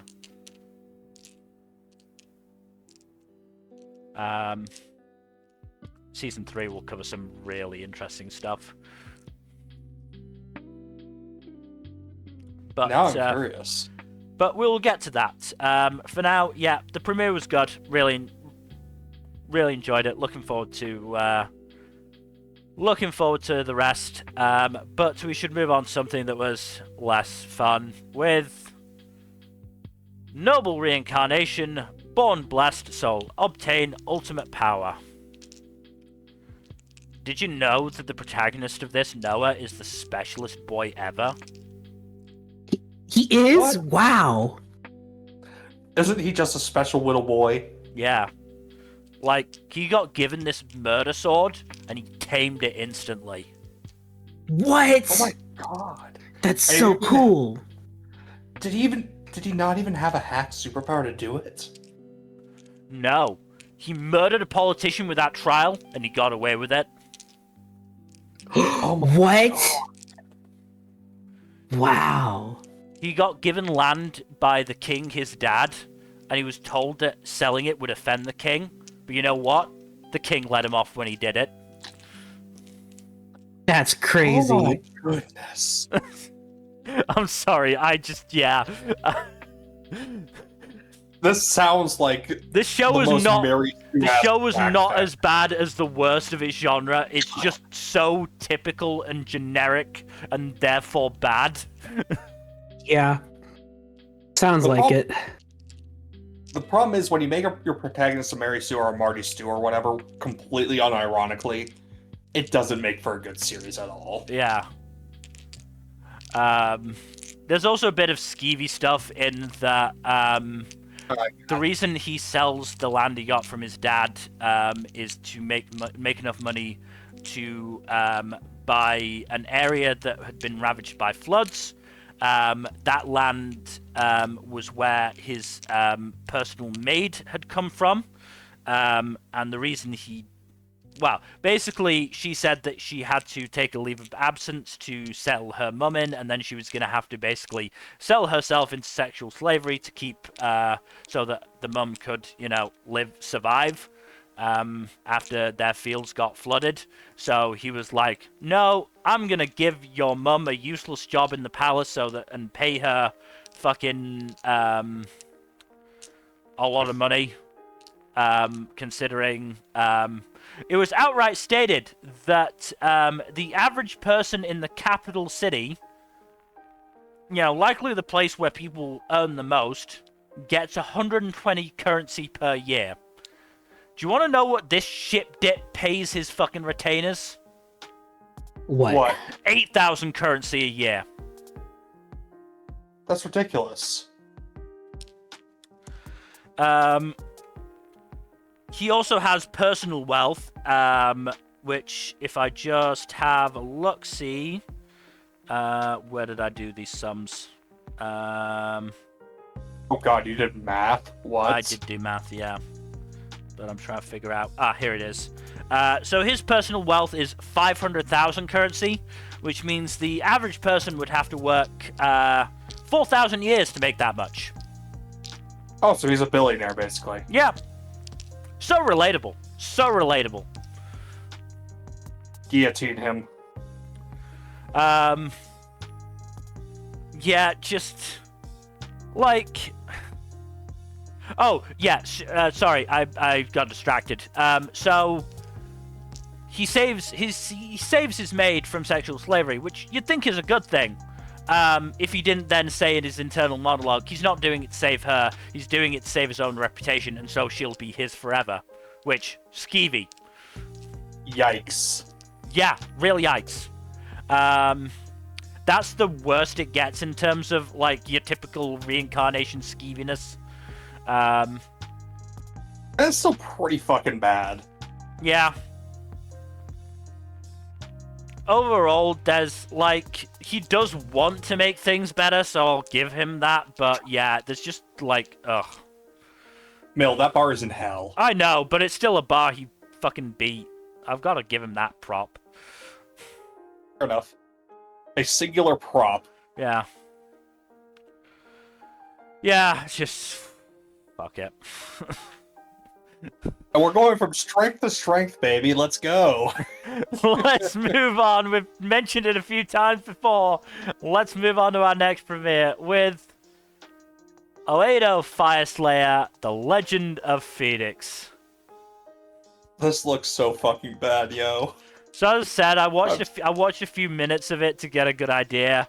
The 3D is in fact probably Tesla note level. It is pretty fucking atrocious, yeah. It is not the worst 3D I've ever seen, but I have seen an episode of X-Arm, so that bar is in hell. The models that bar is just literally next to Satan. The models are just so stiff. They are so stiff. Like, you can clearly tell they're models as well. Yeah. Because even when they do move, they're not moving that naturally either. And the lip flaps are just so unnatural on the models. It literally only looks halfway decent when they're sitting still in pure dialogue scenes. Here's the thing. I'm fairly sure those might have been 2D scenes. There's definitely 2D in this show. Yeah, it's not blended very well. No, it's not. It's not. It's absolutely not. This is legitimately the worst looking premiere I've seen this season by quite a wide margin. There are 2 directors working on this. Good God. It shows a 43% on AnyList. 4.74 on Mal. Whoa! That is telling. What happened? I believe it's got it looks atrocious. 2.4 on Crunchyroll. Somehow, wow. Somehow, there's 23% of people are rating it 5 stars. Those people are insane. Or bots. They might be. Yeah, I was gonna say they're probably bots. Yeah. Oh, hey, there's a guy in the cast list with a snazzy, like, navy hat. Oh. I think. Cool. Though, I'm not sure if he's actually wearing it, or if a 2D PNG has just been put over the top of his head.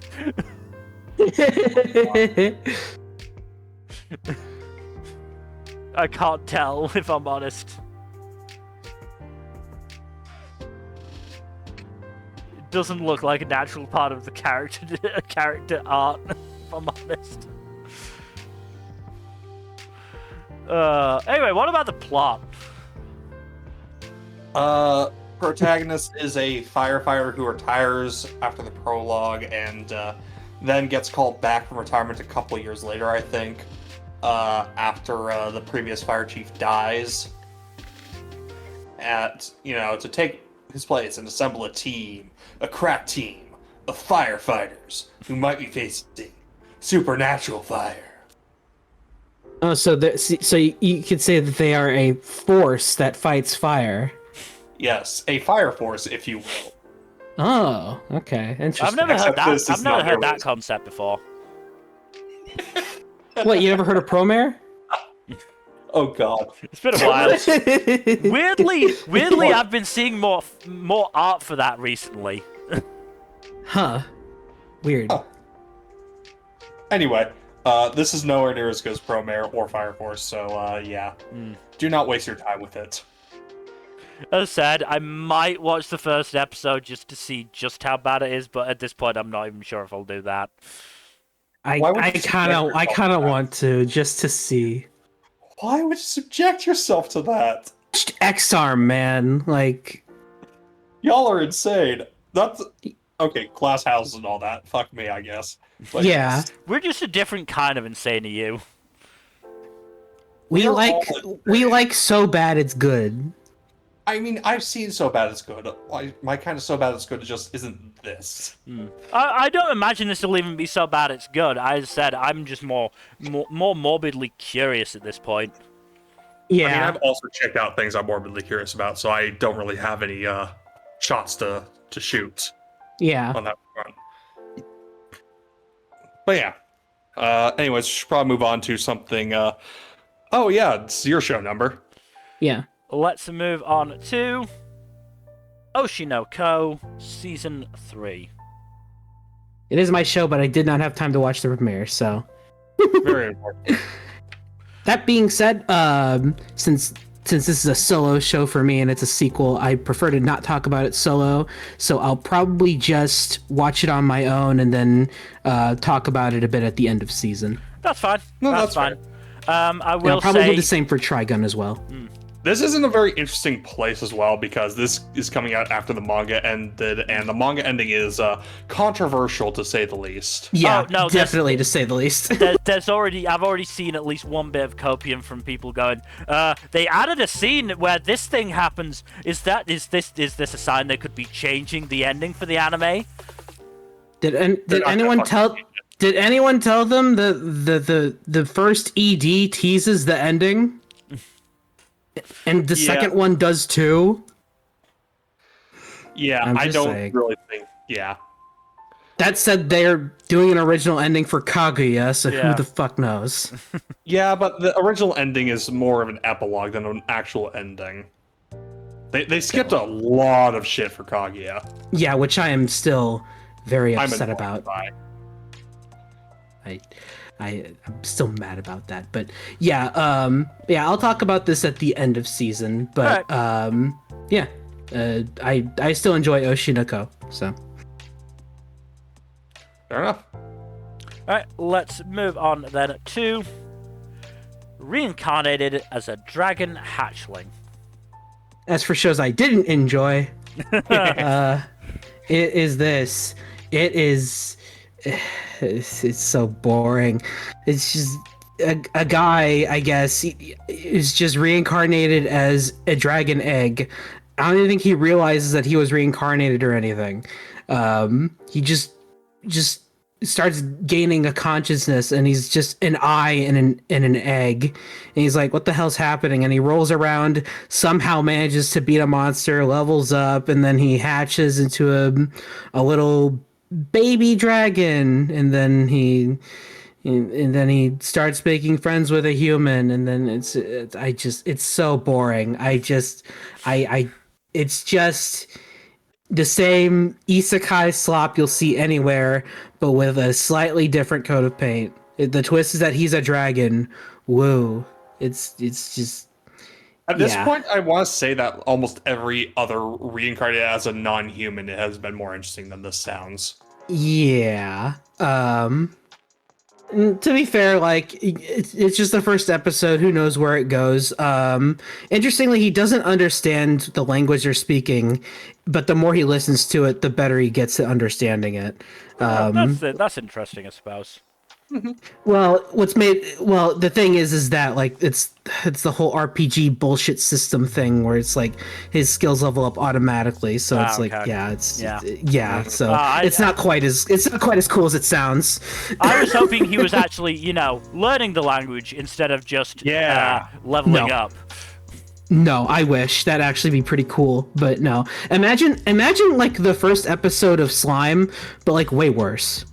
That's saying something, because I hated that first episode of Slime. I nearly fell asleep during it. It's honestly a miracle that you're current with Slime now, Mill. Yeah. It was because of Terry Crews Goblin Elder, and the fucking fight with what's-her-face in the LP. Hinata, which then didn't even happen. Not until like season two? Start of season 2. And even then, Slime, and it helped that it was, my first season of seasonal, so my standards were in the fucking toilet. I watched half a dozen episodes of Girl in Twilight. I watched so much garbage when I started seasonal shit, but we could talk about that another time. But we need a dedicated stream to Ghosts of Garbage Past. Oh my god. That sounds so fun. Talking about the shows we watched in the first year of our seasonal watching, I'd be down for that. I would be down for that. That'd be amazing. Let's do it. That sounds amazing. Oh my god. Okay, that's an idea for later. Put a pin in that. But yeah, like I said, imagine the first episode of Slime but worse. And I personally actually kind of like the first episode, but like, this shit is still like, it's not good. Yeah. It's not good. And he doesn't make a pact with a giant dragon or anything. So it's like, what's the point? No Super Right Dragon, 0 stars. Does he happen? No, what it would have to be, because he's already the dragon, what would have to happen is he makes a pact with a giant slime. That happened, then I would actually give this show more episodes, but... now you're cooking with oil, Mel. Now you're cooking exactly, with oil. Yeah. And based on the OP, he gains the ability to turn into a bigger, cooler dragon to fight things, I guess. I don't know. So Digivolves. Yes, actually. I can't believe I didn't think of that, but yes, that is quite literally what it is. He's a fucking Digimon, and not in a cool way. But... yeah, it's just boring. It's not like offensive or anything. I can't say it's a horrible show, but I'm sure someone who's in their first round of seasonals watching this might enjoy it. But no, it's just more isekai slop that we get every season. Yeah. All right, let's move on to something far more interesting, which is roll over and die. All right, Jack. This is where we may have some conflict. Uh-oh. Oh boy. Go ahead. Hit me with a controversial take. This is more typical Banished from the Heroes Party slop, but with a female protagonist, which improves it, but not by that much. See, that's where I disagree. For one thing, like, it's not like dumb arbitrary bullshit that caused her to get banished, or kicked out rather. Like, on the surface, and from like initial glances, her actual like core skill is pretty fucking useless if you actually like, outside of very specific circumstances. Like, the circumstances in which she finds herself, yeah, that is a very useful circumstance to have that specific innate skill. However, reversing everything otherwise doesn't really do much, especially since it doesn't seem to have any external applications. Secondly, the person who sold her into slavery is a fucking asshole, and very transparently so. Again, like, the show makes no bones about it. Yeah, but that happens in other Banished from the Heroes Party stuff. Yes, but in this case, it's in fact very rare that the person who banishes them is ever portrayed as a good person. And don't get me started on the slavery stuff. No, do get me started on the slavery stuff. I'm willing to give it 3 episodes to see how that plays out, but I don't like it. I mean, I can't blame you for not liking it, because, yeah, it's still fucking awful situation overall. At the same time, though, like, this is a much more interesting and nuanced portrayal of slavery than, like, 90% of fantasy anime ever do. Well, bar, to be fair. Yes, the bar is in hell. We've been over this tales all the time. And also, like, this is a case of the protagonist literally being shunted to rock bottom, seeing someone else in an even worse situation and trying to help them the best way that she can. Like, there are no good options in this scenario. Like I said, it felt very much like it was box checking the typical Banished from the Heroes Party like tropes, and the difference is Flum, and Flum is good. I quite like Flum, but like, I'm actually gonna look this up because I think this is one of the actual earlier examples of that genre. Because yeah, this one came out. Let me see when the light novels. Because light novels started in 2018. So they predate a lot of the other examples of the genre. I think the original Banished is the earliest, because, you know, Codifier and all. but I would have to double check on that. So yeah, Banished from the Heroes Party was also 2018. The light novel, anyways. I don't know about the web novel for either of these shows, but this isn't like cookie cutter. This is like one of the genre definers, which is possibly one of the problems that you're having. The whole Seinfeld effect going on. Well, yeah, no, that's unfortunately the issue, though, because the adaptation is happening now when we've seen these tropes happen time and time again. Yes, it's fine if it had gotten that adaptation, not long after Banished from the Heroes Party, when Banished shows hadn't been driven into the ground. It's not quite to the same extent, but it is a similar problem to what Hana-Kimi is going into. The other thing is that I have had a look through some comments, and they've made some or given some spoilers about future aspects that really, really aren't good either. Oh, okay. Interesting. See, I don't know much about the spoilers for the series. So that said, this I don't know. As I said, I'll give it 3 episodes, but this is definitely the closest on my list to being dropped that I'm keeping.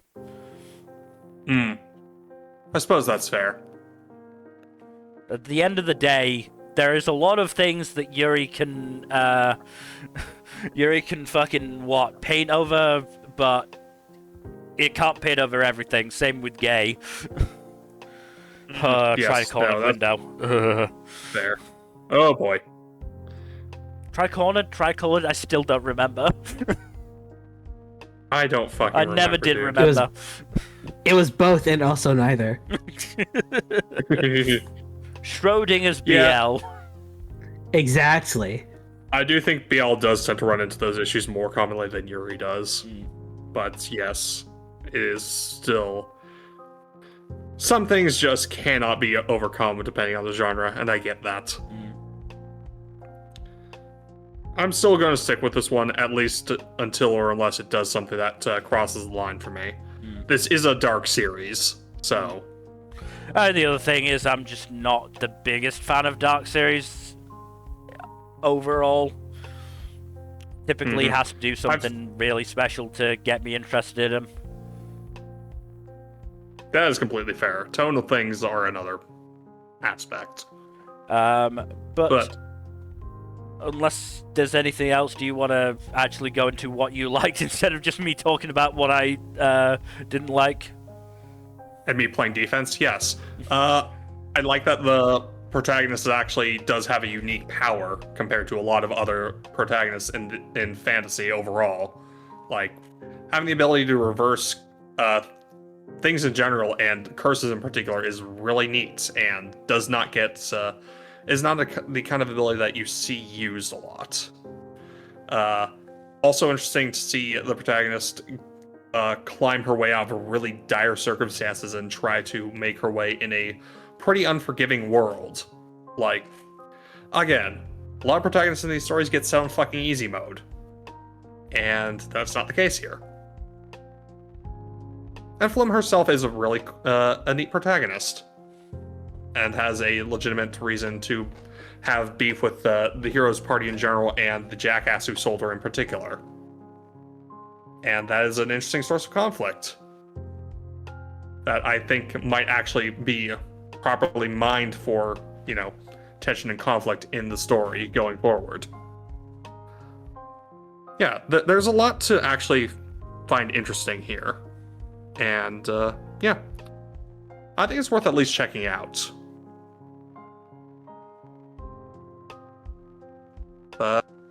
Yeah. Alright, let's move on to our next premiere, which is Scum of the Brave. I had a lot of fun with this. Yeah, this one was pretty silly. I personally just thought it was okay. Yeah. I think I liked it a little bit more than you, Nmbr, but yeah, I don't think it was like anything fantastic. I still think it was pretty fun, but yeah. Yeah. To be fair, I don't think that, like, at least for me, like, the premiere alone didn't really do a whole lot. Like, not a lot actually happens in just the premiere. That's fair. That's fair. It did feel like it was more setting up the eventual dynamic between Aki and Yashiro. And certainly Yashiro's personality of, I mean, his opening scene is, you know, him lying to his friend about having money, and then seeing Aki fall out of the sky and going, I can't leave someone injured, but I really don't want to have to deal with this, so I'm really hoping you're dead. Yeah. We do love a good asshole protagonist. Yeah. And then obviously, you know, fucking curb stomping the gangster and crushing his skull.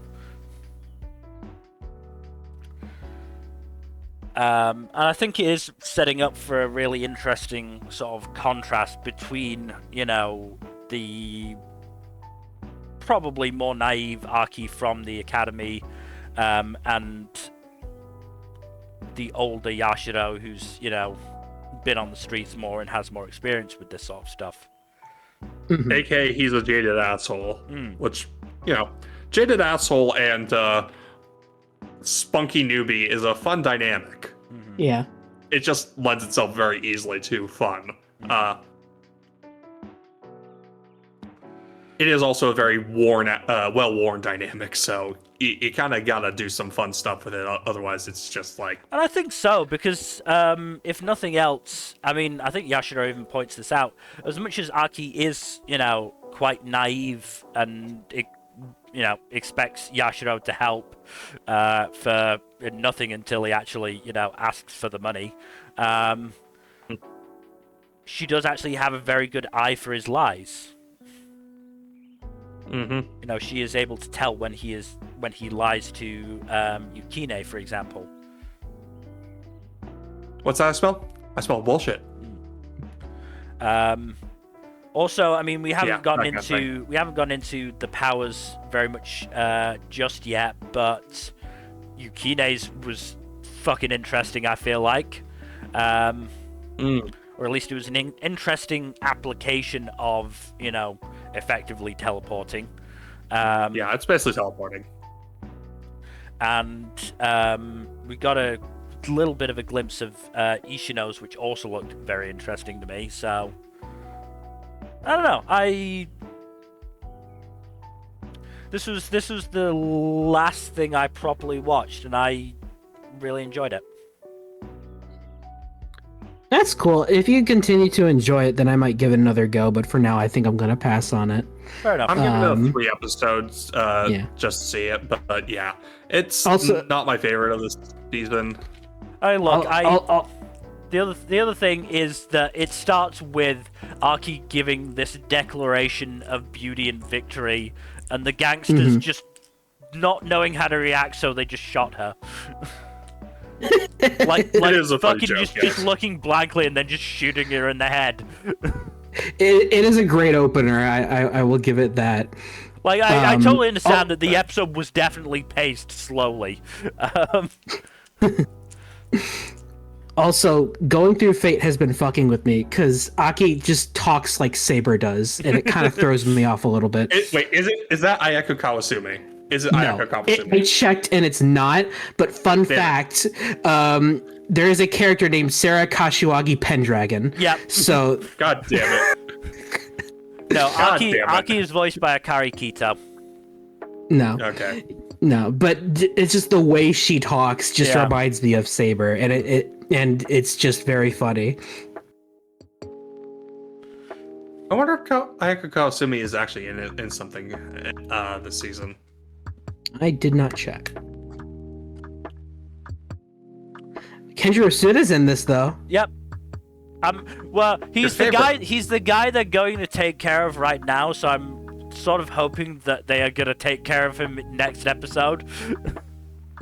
No, see, they beat him, and he's like, "Oh, hey, you guys are pretty cool. Let me join you guys." And then he joins the main cast, and he just hangs out with them. Speaking of, cool. Kawasumi's in Champignon Witch and Fire Force. Oh, cool. Speaking of a voice actor who's in a lot this season, Yuki Sakakihara is in a fair amount because he is in Casebook of Arne, Champignon Witch in a couple of roles, and is Kirara in JJK. Cool. There was somebody else who I was missing. Whatever. Yeah. I like Scum of the Brave, but we should move on to our next premiere. It was a fucking long premiere. It is Sentenced to Be a Hero. Maybe a long premiere, but it looked fucking gorgeous. I'm gonna be brutally honest. I dropped this 30 minutes in. What? Why? I got bored. Damn. It looked good, but there was nothing that made me feel anything for the characters. That's unfortunate. I liked this. It was, honestly, it was probably the second best thing on my list. But I also had a very shitty list, so that's not saying much. Oh man, I'm so sorry. No, you're not. You dodged several bullets. I will say. Yeah, I did. Hey, I usually end up with the shit list. Yeah, so. yeah. It has to happen for at least one of us a season, you know. I just got the short straw this time. Also, I will say, I found a perfectly good stopping point 22 minutes and 46 seconds in. Could have stopped there, been perfectly fine. Would have worked well. Good first episode.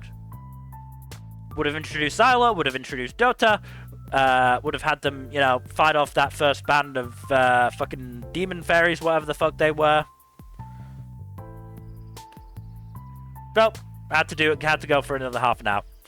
And yeah, It wanted to do it to get to a very specific point, and I won't say what it is in case Nmbr wants to check this out, because it is quite the twist at the end. And it is a well set up twist as well, that does a lot to recontextualize Xylo and his whole motivation and why he is in the situation he is in. Yeah, I at least want to watch the first episode and see. So also, the power that what was her fucking name? Teorita. Teorita, that's what it was. Yeah, the power that he gets from Teorita is basically fucking unlimited blade works. Wonderful. Yes, it is very cool looking.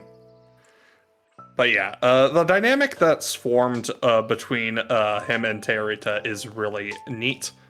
I also like that the main premise overall of this show is really interesting.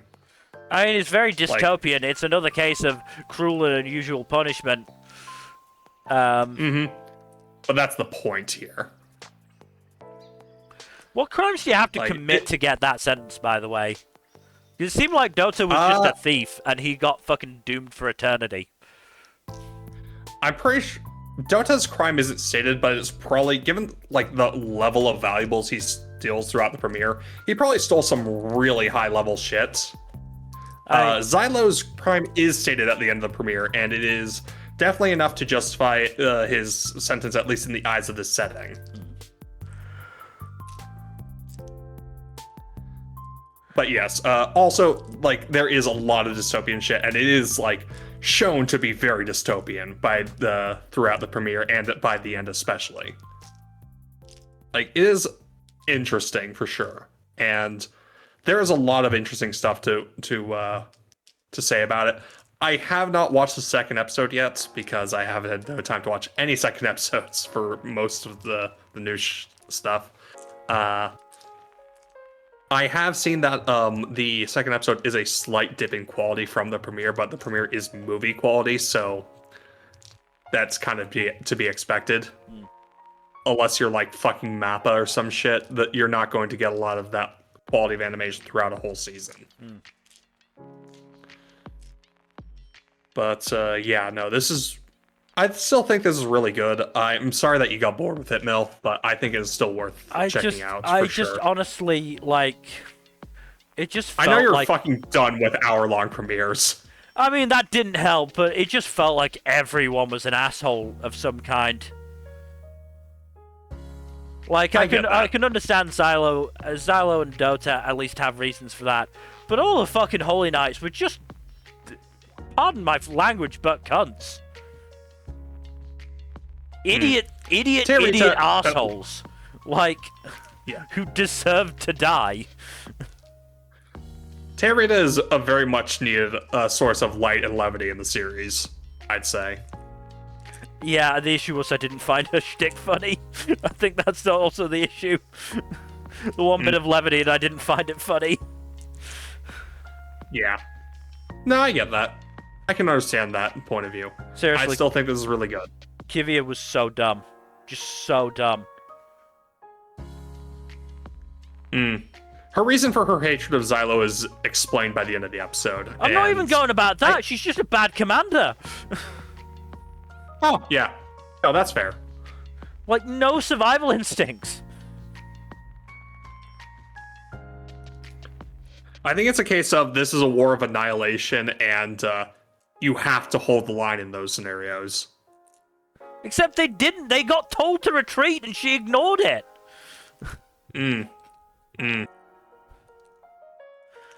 Instead, in that case, she set up defensive formations that were as tall as a person, when the things they were fighting can jump more than that. Oh, I'm not saying she's a good commander. I'm just saying, like, there are probably some in-universe explanations for her being a failure of a commander. Like, the soldiers had no discipline. Instead of, actually staying in a formation, they just all charged blindly. Mill, this is a case of... This is not just exclusive to this show. This is a case of entertainment in general having a shit grasp of tactics. When the fucking demons fired the fucking ranged attacks, the archers fired one volley and then watched as the things came down on them. Again, Mill, this is like a general entertainment industry problem. You're preaching to the choir here. Yeah. This is not a problem unique to this anime. I am annoyed that is occurring in this anime, but it is not a problem unique to this anime. I know. You know this as well as I do. Yeah. But speaking of shows with hour-long premieres, let's move on to. Let me just get the name up. Shibo Yugi playing death games to put food on the table. Pretty understandable why it had a hour-long premiere, because it wanted to get the first death game out of the way. Fairly interesting one. Basically, the shtick is that these young women play death games for money. And if they keep playing, they keep getting more money.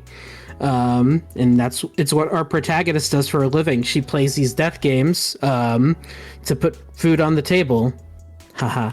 credits. Yeah. And she also has this goal of this isn't revealed till the end of the episode, but she has this goal of beating 99 death games. I don't know why, but I think it's the previous record or something, so she might get some sort of bonus if she does that or something. I feel like you would try and beat 100 just to get the round number. Yeah. Even if the record was 98, I feel like you go, one more won't kill me, will it? Well, maybe the record's 99, and she wants it to be, and she wants to get to 100. I don't know. Fair enough. I'm just being a shit, to be honest. It's a bit unclear, but yeah. Really unclear. Yeah, the majority of the first episode is just the death game, which it's implied that the death game has a completely different scenario and different rules each time. But this time it's her and the other girls in a mansion where they need to escape without triggering any traps or, dying. And what's the kill count then? How many die? Yeah. Let's see. 1, 2, 3. 3 die. Yeah. So a 50% kill count. That's not too bad. Yeah. Apparently, according to our protagonist, about 70% of participants tend to actually make it out, I believe. If I recall that correctly. So that's pretty interesting. And things actually go pretty well early on. The first girl that dies accidentally triggers a trap by picking up the item that they needed to move on.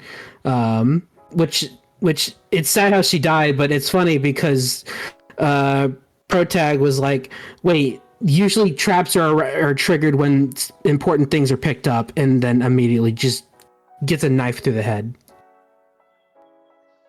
So yeah. The second death is pretty fucked up because they are all in this room with chains on them, and these giant saw blades coming down, and there's only one set of keys, so they have to pass it around and take turns, and they start fighting over the keys, and that's how one person wasn't able to get unlocked in time. Of course, the last person to have the keys felt guilty about this and almost killed herself because of it. But well, I won't spoil what happens to her, but she doesn't make it by the end. But she doesn't kill herself, though. But yeah, overall, it's pretty dark. Obviously, interestingly, there's not much in terms of blood. There's this sort of preservation system where if someone gets an injury or loses a limb, the blood is replaced with like this cotton stuffing type thing, and apparently it allows them to easily reattach limbs if they lose them. Okay. Yeah, which is interesting, and I believe you can even see the blood briefly as it turns into the stuffing, which is weird, but yeah. So yeah, it's pretty dark, but I enjoyed this premiere well enough. I'm willing to give it a few more episodes. It's definitely one of the better looking shows by Dean. I will say that. I've seen some clips. It does look very nice. Yeah, like the art's pretty good. There's some really cool directorial choices. And I'm curious to see where it goes, because it seems like there's a whole lot that it's not bringing to the forefront just yet. Also, there was this weird counter that was going on as the episode was going on, and I don't quite know what it meant. So, yeah, I'm not quite sure. But it ended. But the countdown ended when the game ended. So I don't know what the significance of it is. But yeah, I enjoyed it. I'll give it a few episodes and see where it goes. All right. Let's move on to our next premiere, which is Tamon's B-side. This was also a lot of fun. It was very funny.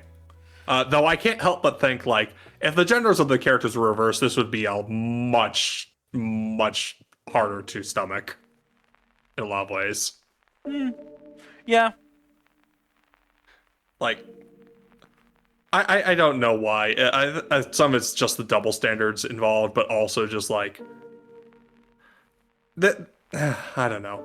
It's still very fun. It's a fun premiere, and it's very fun watching just this confident idol dude just turn out to be an absolute boy failure in his home life.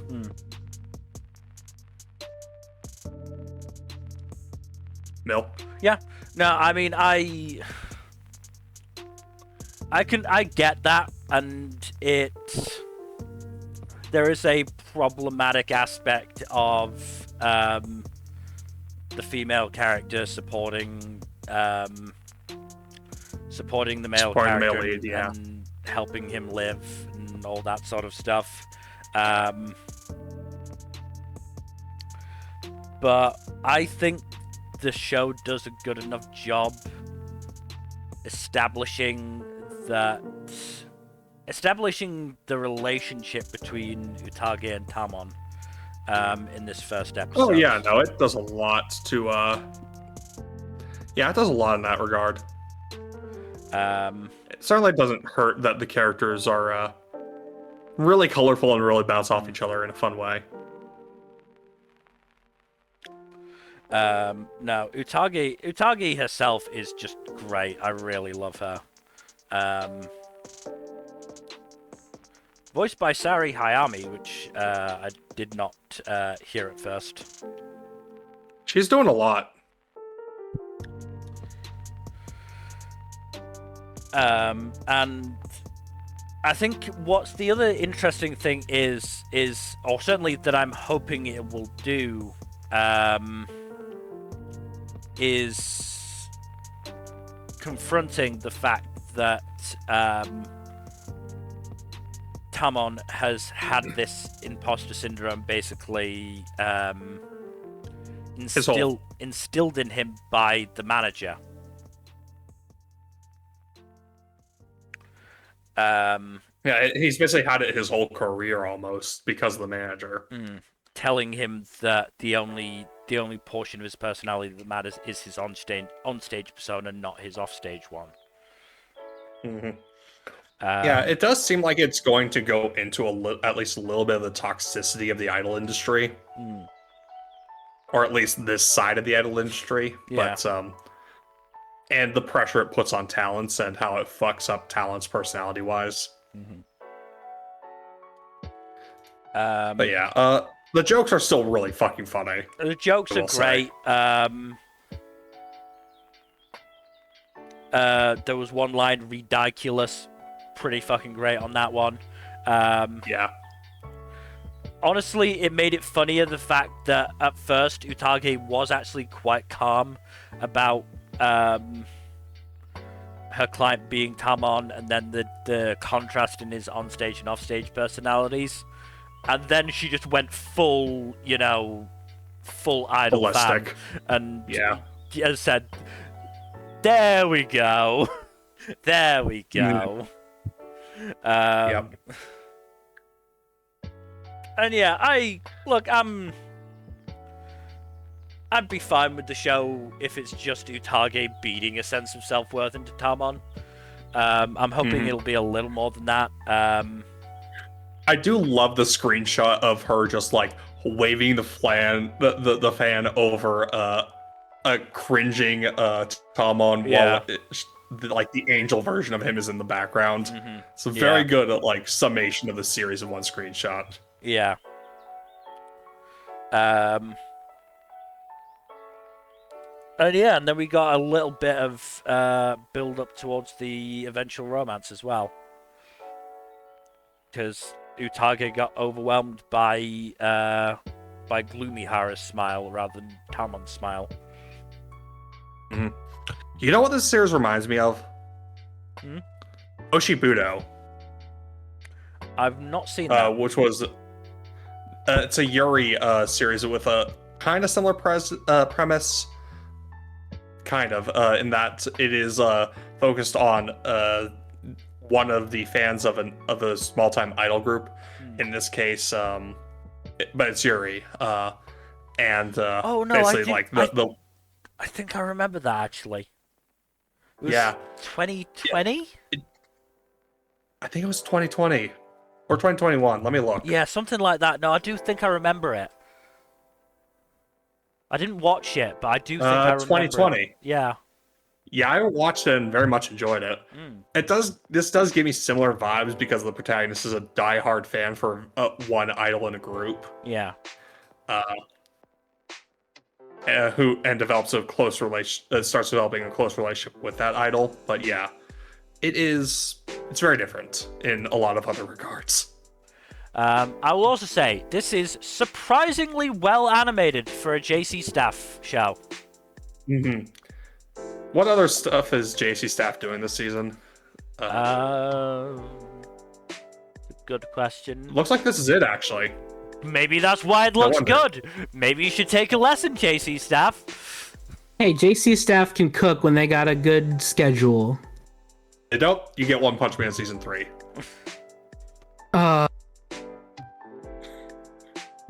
I had to say it. I'm sorry. No, you're right. But yeah, no, I blame that on the production committee more than the studio, though. Yeah. But yeah, no, this was a really fun show, I thought.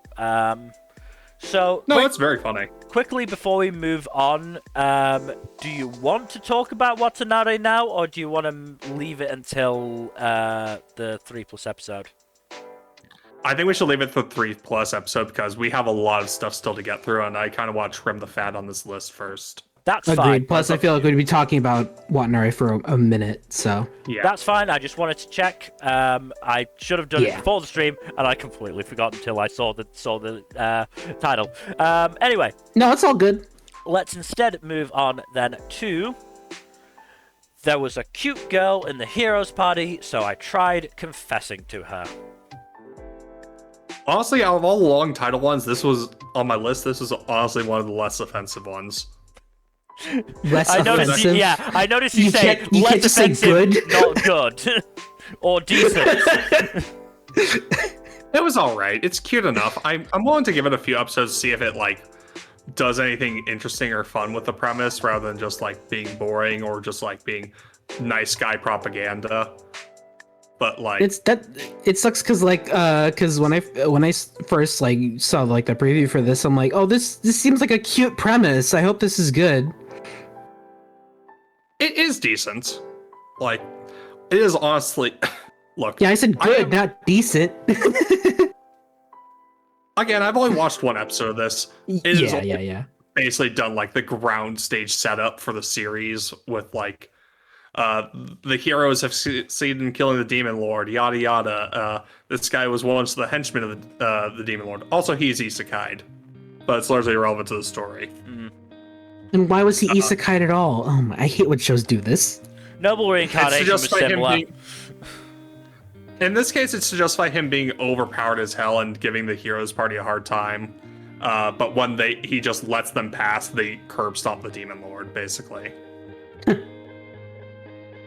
Because he is that much stronger than the Demon Lord, as it turns out. It's funny because there's some games where it's like, oh, the boss before the final boss is sometimes the harder one for whatever reason. Yeah, exactly. Like, usually it's like mechanic bullshit. Yeah, that's funny. I can appreciate that. Yeah. But yeah, I'm gonna give it 3 episodes to see if it does anything neat with the premise. I'll let you know, Nmbr, if it does. So that because I am curious, because this did look cute, and I almost watched it, but I just didn't have the time. I do think you should give it a chance at least to see if you vibe with it on its premise alone. But I'm gonna give it a 3-episode try just because. I might. We'll see. Yeah. But I should probably move on to another sequel.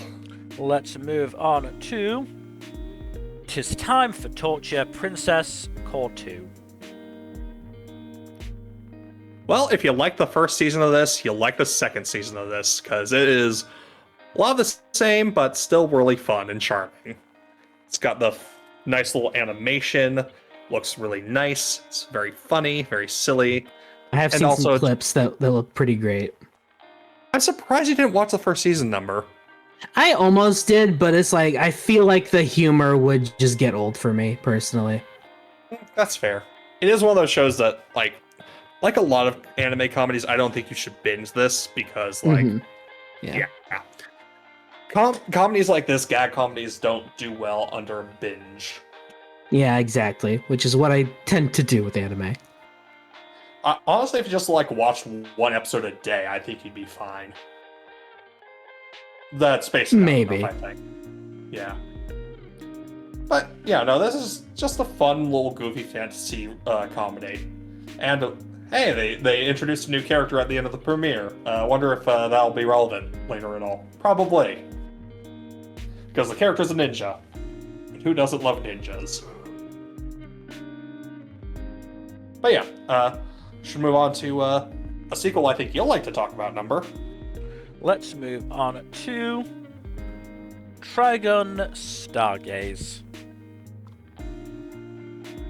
Like I said with Oshinoko, I do intend to probably just put this off until the end of the season. But I did watch the first. I did watch all the episodes that are out, which is just the first two. And I'll at least talk about those. And pretty good so far. A lot of people in No Man's Land are jazzed because apparently a colony from Earth is showing up, and a lot of people think that it might be a way to actually get off this godforsaken planet. So a lot of people are excited for it. Some people are a bit more cautious, which as they should be, because who the fuck wants to go to Earth, right? Anyways, in the aftermath of July, Vash was found by this guy named Hoppard, and he's been taken care of by him, but he's kind of in a rough state right now. Meanwhile, Meryl has a new assistant named Millie, and just like in the original, she's still great. She's still an airhead. She's also crazy strong, and she's very funny. So I'm happy to finally see Millie. And that's honestly kind of it so far. Mostly just table setting. I'm curious to see where things go. Episode 2 ends with Meryl driving into Wolfwood and him getting just run over. So it's pretty funny. But seems like the gang will be getting back together soon. Yeah, it's Wolfwood getting run over. It's very funny. It's very funny. Yeah, interesting stuff happening. Looking forward to seeing what's next, because some crazy stuff's gonna go down. Sounds nice. Alright, let's move on to our next premiere, which is Tune In to the Midnight Heart. I think all three of us watched this, so... Yeah. I hated this. Right, Mel. Oh. Didn't like it? I just hated it. Is it the protagonist? Yeah. I think it's the protagonist. Yep. That sounds about right. Is so unlikable and off-putting. I figured if it was one character, it was the protagonist. He's just that makes so fucking ever-present in that episode. I mean, he is kind of the protagonist, so it makes sense. Yeah. He kind of grew on me a little bit. I will say his motivation is interesting, and it does help that he stands out from most harem protagonists by actually, having a personality. But yeah, the not only that, personality is garbage. Yes, exactly. It's pretty interesting because as it goes on, I watched both episodes back to back, so I can't remember what's in which, but like it's shown that it's shown that he has lower self-esteem than he puts on, so it's pretty interesting when people start fighting back a little bit. I do like that the girls basically were completely done with his shit by the end of the premiere, basically. Oh yeah, but also shows that he does genuinely care about them and wants to support them, not just because he wants to find out who Apollo was. That 4 seconds where he was willing to help all four, regardless of which one was Apollo, was the only part where he was likable. Mm-hmm. Mm-hmm. I'd say there's more of that in episode 2, to be fair. Fair. Mm-hmm. I genuinely can't bring myself to watch episode 2. No, that's okay. That's fair. I completely understand. He is a lot, and I wasn't sure about him early on. I had to stick with it and go, all right, I'm going to give this a chance. And I started liking him a lot more by the end. But he's definitely a lot. Yeah. I can't blame you at all. I do like the girls as well. They all are pretty archetypical so far, but they are still neat. Mm-hmm. And it helps that I like that there's an actual a thematic focus to their respective dreams. Yeah. Like it helps to both justify them all being in the same club while also giving them distinct aspects to it. Which I feel, again, a lot of series don't bother doing. Yeah. my main question is this series gonna pull a Nisekoi? Oh, please elaborate on that. I'm curious. Where the result of the mystery does not matter. Yes. I hope not. Or is it going to be a quince where the result of the mystery ultimately just makes the execution of the finale worse? I don't know how that. Watch. It's going to be revealed that all 4 of these girls were secret childhood friends who all secretly ran Apollo together. I did actually. That'd be hilarious. I did actually see a theory that it might be all 4 of them. Oh my god. And that would be hilarious, and it would also mean like, shit, I can't make a decision based on who's Apollo. Fuck, shit, fuck. And that each one was Apollo on a different night, basically. Yeah. Man, that'd be crazy. That'd be some next level shit. Yeah, that would be insane. But yeah, I'm enjoying this for what it is. I don't think it's anything amazing, but I think it's a pretty neat take on the harem shtick. So I like it. Yeah. And like I said, Yamabuki's grown on me a bit, so I kind of want to see more of him. Yeah, I'm gonna definitely give this a go. I'm not going to like make a hard cap on like if I'm going to only watch 3 episodes or not. Like, I'm gonna give this a firm go, unless it like does something stupid. But I think it won't. I think it's going to actually be pretty fun. Yeah. I will say I my feelings on it grew stronger by the end of episode 2. So. All right. So I'm curious to see where it goes. Let's move on to our next premiere, which is The Villainess is adored by the Prince of the Neighbor Kingdom. Oh, Jesus Christ. This is the most generic Villainess premiere I think I've ever seen. No. Oh my god. But it looks so pretty. Like, the only thing that might be different about it is the fact that the girl who like seduced, I guess is the best word for it. Like the heroine of the Otome game might also be an Isekai protagonist. Oh, neat.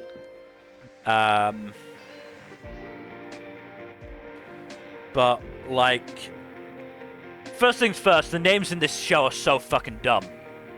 Like, yeah, actually, I'm looking at them right now. Tiara Rose, Aqua Steed, Heart Knights. Yeah. Full names as well. Prince Heart Knight Lapis Lazuli Lackmouth. Tiara Rose Lapis Clementine. Aqua Steed Marine Forest. Billy Sunfist is one of the least crazy ones on there. What the fuck? Yeah. Holy shit. Oh. In fairness, I can appreciate the commitment to the bit of dumb fantasy names. This is too far, man. This is too far. So yeah, basically, Tiara There's Rose... a guy named Keith. Tiara Rose engaged to Prince Heart Knight. About to graduate from school, and then she'll go into a year of bridal training. I don't know what the fuck that would entail. Training as a bride, obviously. Walks into the classroom, sees Heart Knights with the heroine of the game, passes out. I think that's when she regains her pre-Isekai memories. And realizes she's the villainess, that girl is the heroine, and this is the end of the game, basically.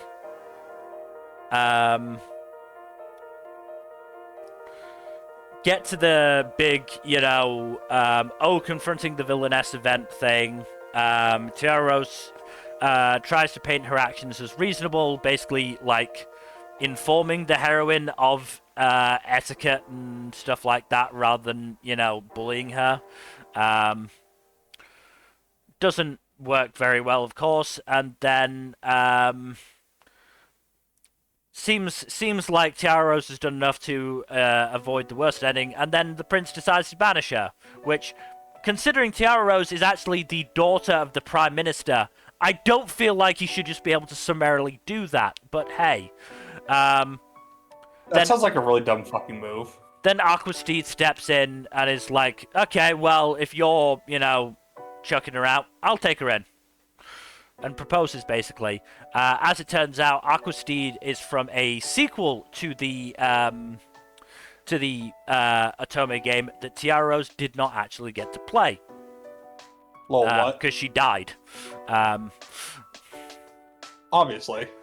And then the heroine, Akari, is like, how dare you get with another man so soon after being engaged to the prince? Like, she hasn't been courting an engaged man for the last however long. Akari then also says she wants Aquasteed herself. Okay. Greedy much. And Aquasteed basically has her taken away for disrespect. Because she calls him Aqua instead of Aquasteed and touches him without his permission.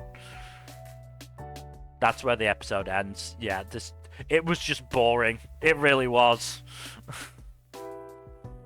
I'm so sorry you had to live with that, Mill.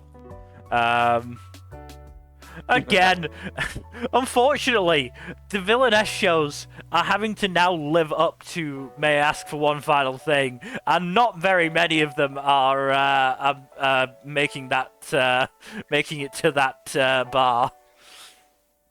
No, it set the bar fairly high, honestly. Yeah, no, like, God. Yeah, it's just so generic. So, considering again that villainess anime are typically pretty good at finding at least one thing to stand out from all the others, this was just generic. This was the most generic one I've seen for ages, honestly. God damn. But we should move on to our next premiere, which is Wash It All Away. Laundry anime. It's honestly kind of cozy. This is cozy. It is. I have a couple of things that I'm worried will turn into issues. Okay. Was it that brief fan service shot with her and the dude? Apparently, there's a lot of fan service. Oh. Okay. Well, put it this way. Let me just go back to it. The author of the manga is one Mitsuru Hattori. Everything else they've done is an ecchi series. Oh damn. Oh, what the fuck? You couldn't tell from this one. Like, besides no, there's just that one shot, and it's otherwise like fine. Hell, there's even a tasteful bath scene. Like, there's not even like any fan service really in that one. Yeah.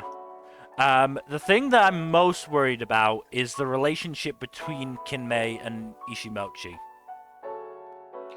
Is that the one dude? That's the kid, yeah.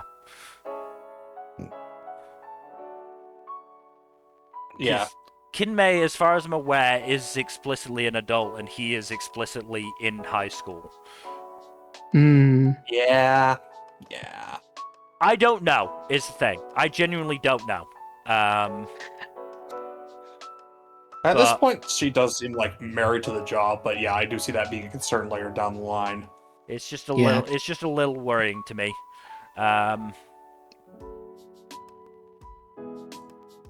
Also, apparently the manga is known for having gorgeous artwork. Huh. So that's another case of the anime still looks pretty good, but apparently the manga is even better. So.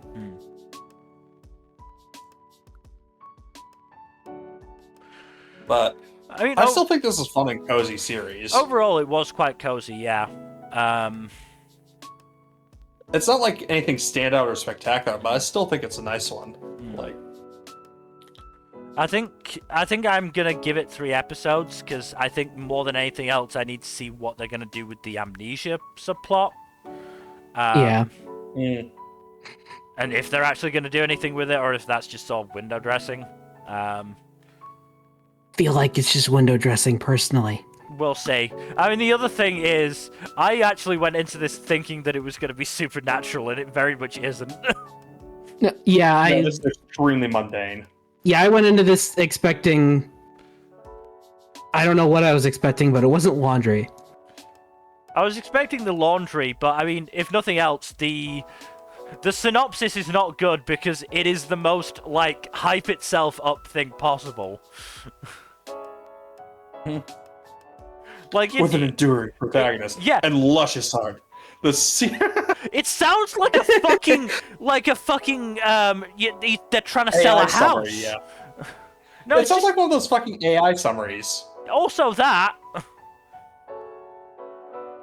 Like, I don't want to disparage whoever wrote it, but like, it sounds like they just like tossed in a bunch of adjectives and wrote like the most basic summary they could otherwise. But yeah, the thing Crunchyroll's summary is pretty straightforward.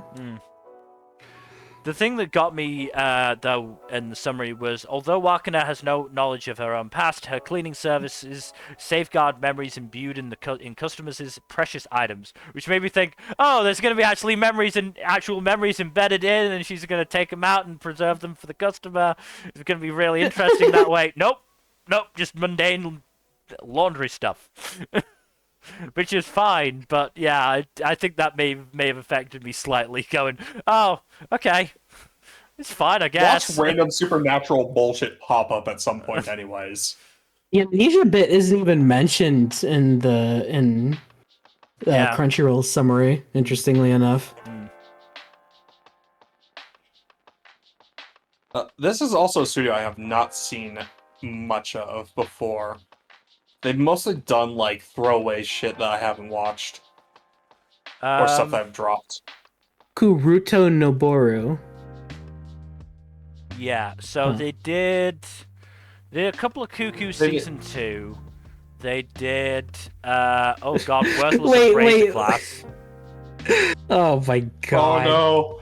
They did the fucking fighting YouTuber one. Oh, they did viral hit. Hey, we mentioned it earlier in the stream. They did Girl in Twilight. Or at least we've come full circle. They were one of the studios that did Girl in Twilight. They also did the fucking instant death Isekai garbage. Yeah, oh my god. Also, what was it? Hidden Dungeon, Only I Can Enter, which is also very trash. No. Yeah.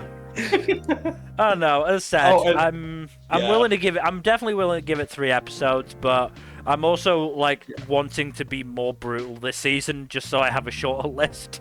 So this might fall foul of that. I don't know. Yeah, I mean, to be fair, like we're all watching a shit ton of sequels. Yeah.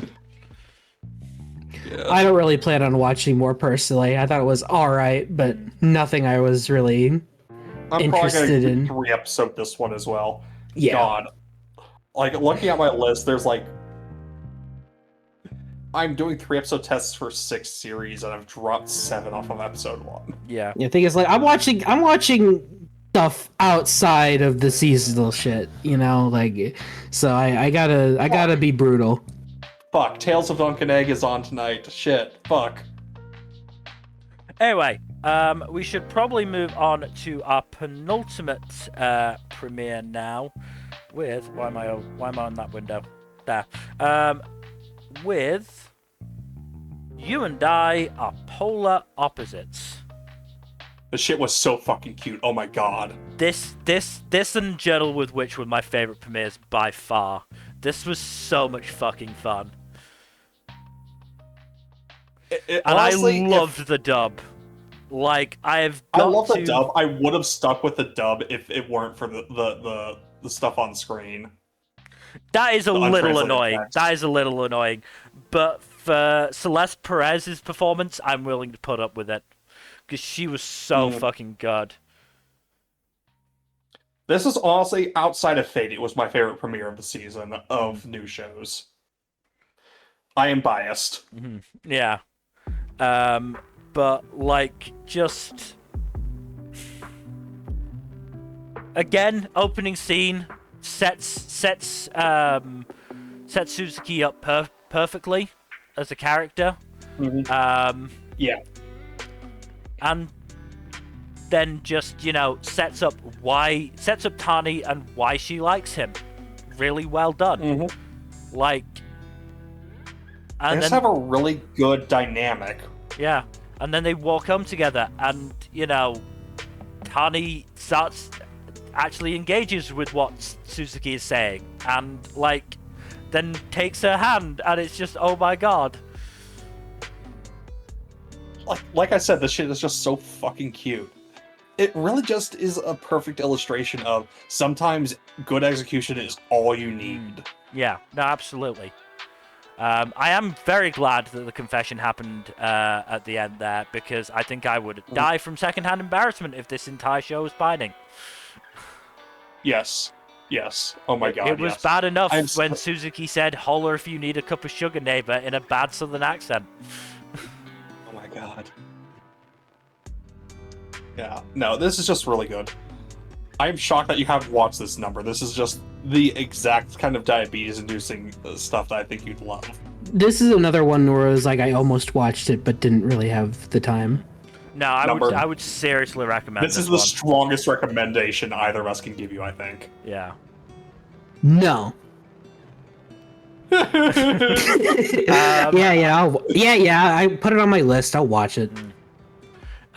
Couple of things I want to point out as just absolutely hilarious. When Yamada was like, "Oh, Gappacho told me that you two were holding hands," I was like, before I addressed the fact that they were seen holding hands, who the fuck is Gappacho? And then 5 seconds later, Suzuki's like, who the fuck is Gappacho? That's amazing. That was a very funny joke, yeah. No, that's great. And then when Suzuki revealed that she does actually like Tani after having... She denied it at first, and Tani overheard and was upset. Suzuki then admits to her friends that she does like it, and Yamada's like, "No, I'm so sorry for bringing that apart. I'm a horrible person." And one of the other friends was like, "Yeah, we know you're a terrible person. Shut up. We gotta focus on this first." Yeah.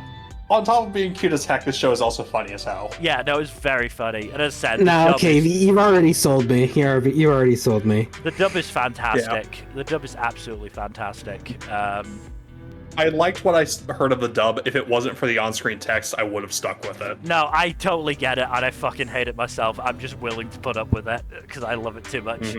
Yeah, no, that's fair. But we could gush about this show for quite a while. Yeah. We should move on and wrap up the list with, a less good show, I'm gonna guess. Yeah. Because our final premiere on the list is... You can't be in a rom-com with your childhood friends. Not when it's this bad. No, apparently fucking not. Apparently fucking not. This seems like it should have been tailor-made for me. Like, fucking childhood friends always lose out. I wish they would win more, but not with this shit. This is the opposite end of the spectrum of execution is everything, because the execution of this is dog shit. I'm just gonna, shout out the terribleness of all the fan service of the teenage girls. There are multiple panty shots in this episode, and it's dumb. Every character in the show is fucking insane as well. Like, the protagonist is not just oblivious, but aggressively, willfully oblivious to the very obvious advances of both of his childhood friends. One of them is a pretty unhinged tsundere, and the other is even more unhinged to the point where she is stalking him, climbing into his bed overnight and sleeping in that bed just to get a chance to, like, hint at her feelings for him. What the fuck? Apparently, they literally grind on him in front of their classmates to give him an erection while copying his homework. What? Yeah. Yes, they do that. You cannot make this shit up. Apparently, you can. No, you cannot make up that this shit actually happens in this dog shit anime. Yeah, just yeah. I dropped it, unsurprisingly. No, fair. Absolutely fair. I can't blame you. There's a reason I didn't want to give it a try in the first place. You dodged a fucking bullet, both of you. I hate to end this list on a downer. I was gonna say, yeah, it's a bit of a down note to end it, but what else are we supposed to do? Yeet this into the fucking void. Yeah, we won't be ending on this again, I'm sure. We'll be ending on polar opposites instead. I don't know. I feel like picking it up after Jack's glowing review. At that point, I would just switch him around in the order. Please. Number, please. You can't fucking do this to me. You can't do this to me. Anyway, I think that is everything for today. So thank you everybody for watching. Hopefully you enjoyed. Yeah, I would say my favorite premieres were Polar Opposites and Journal with Witch. I can rattle off a top 5 real quick. Just give me a sec. Fate Strange Fake, obviously at the top. Surprising no one. Then Polar Opposites, then Sentence to Be a Hero, Journal with Witch, and Talmon's B-side. Do you have any favorite standouts number? I'll just say Fate and Journal with Witch. Alright, well, thank you everybody for watching. Hopefully you enjoyed. In terms of future stuff, Tuesdays, Thursdays, Saturdays, and Sundays, please do give us a follow and a subscribe here on Twitch and all that YouTube stuff. Like, subscribe, leave a comment down below, and please press that bell icon, yo. And otherwise, hopefully we'll see you on Tuesday. Good night. Later. Bye-bye.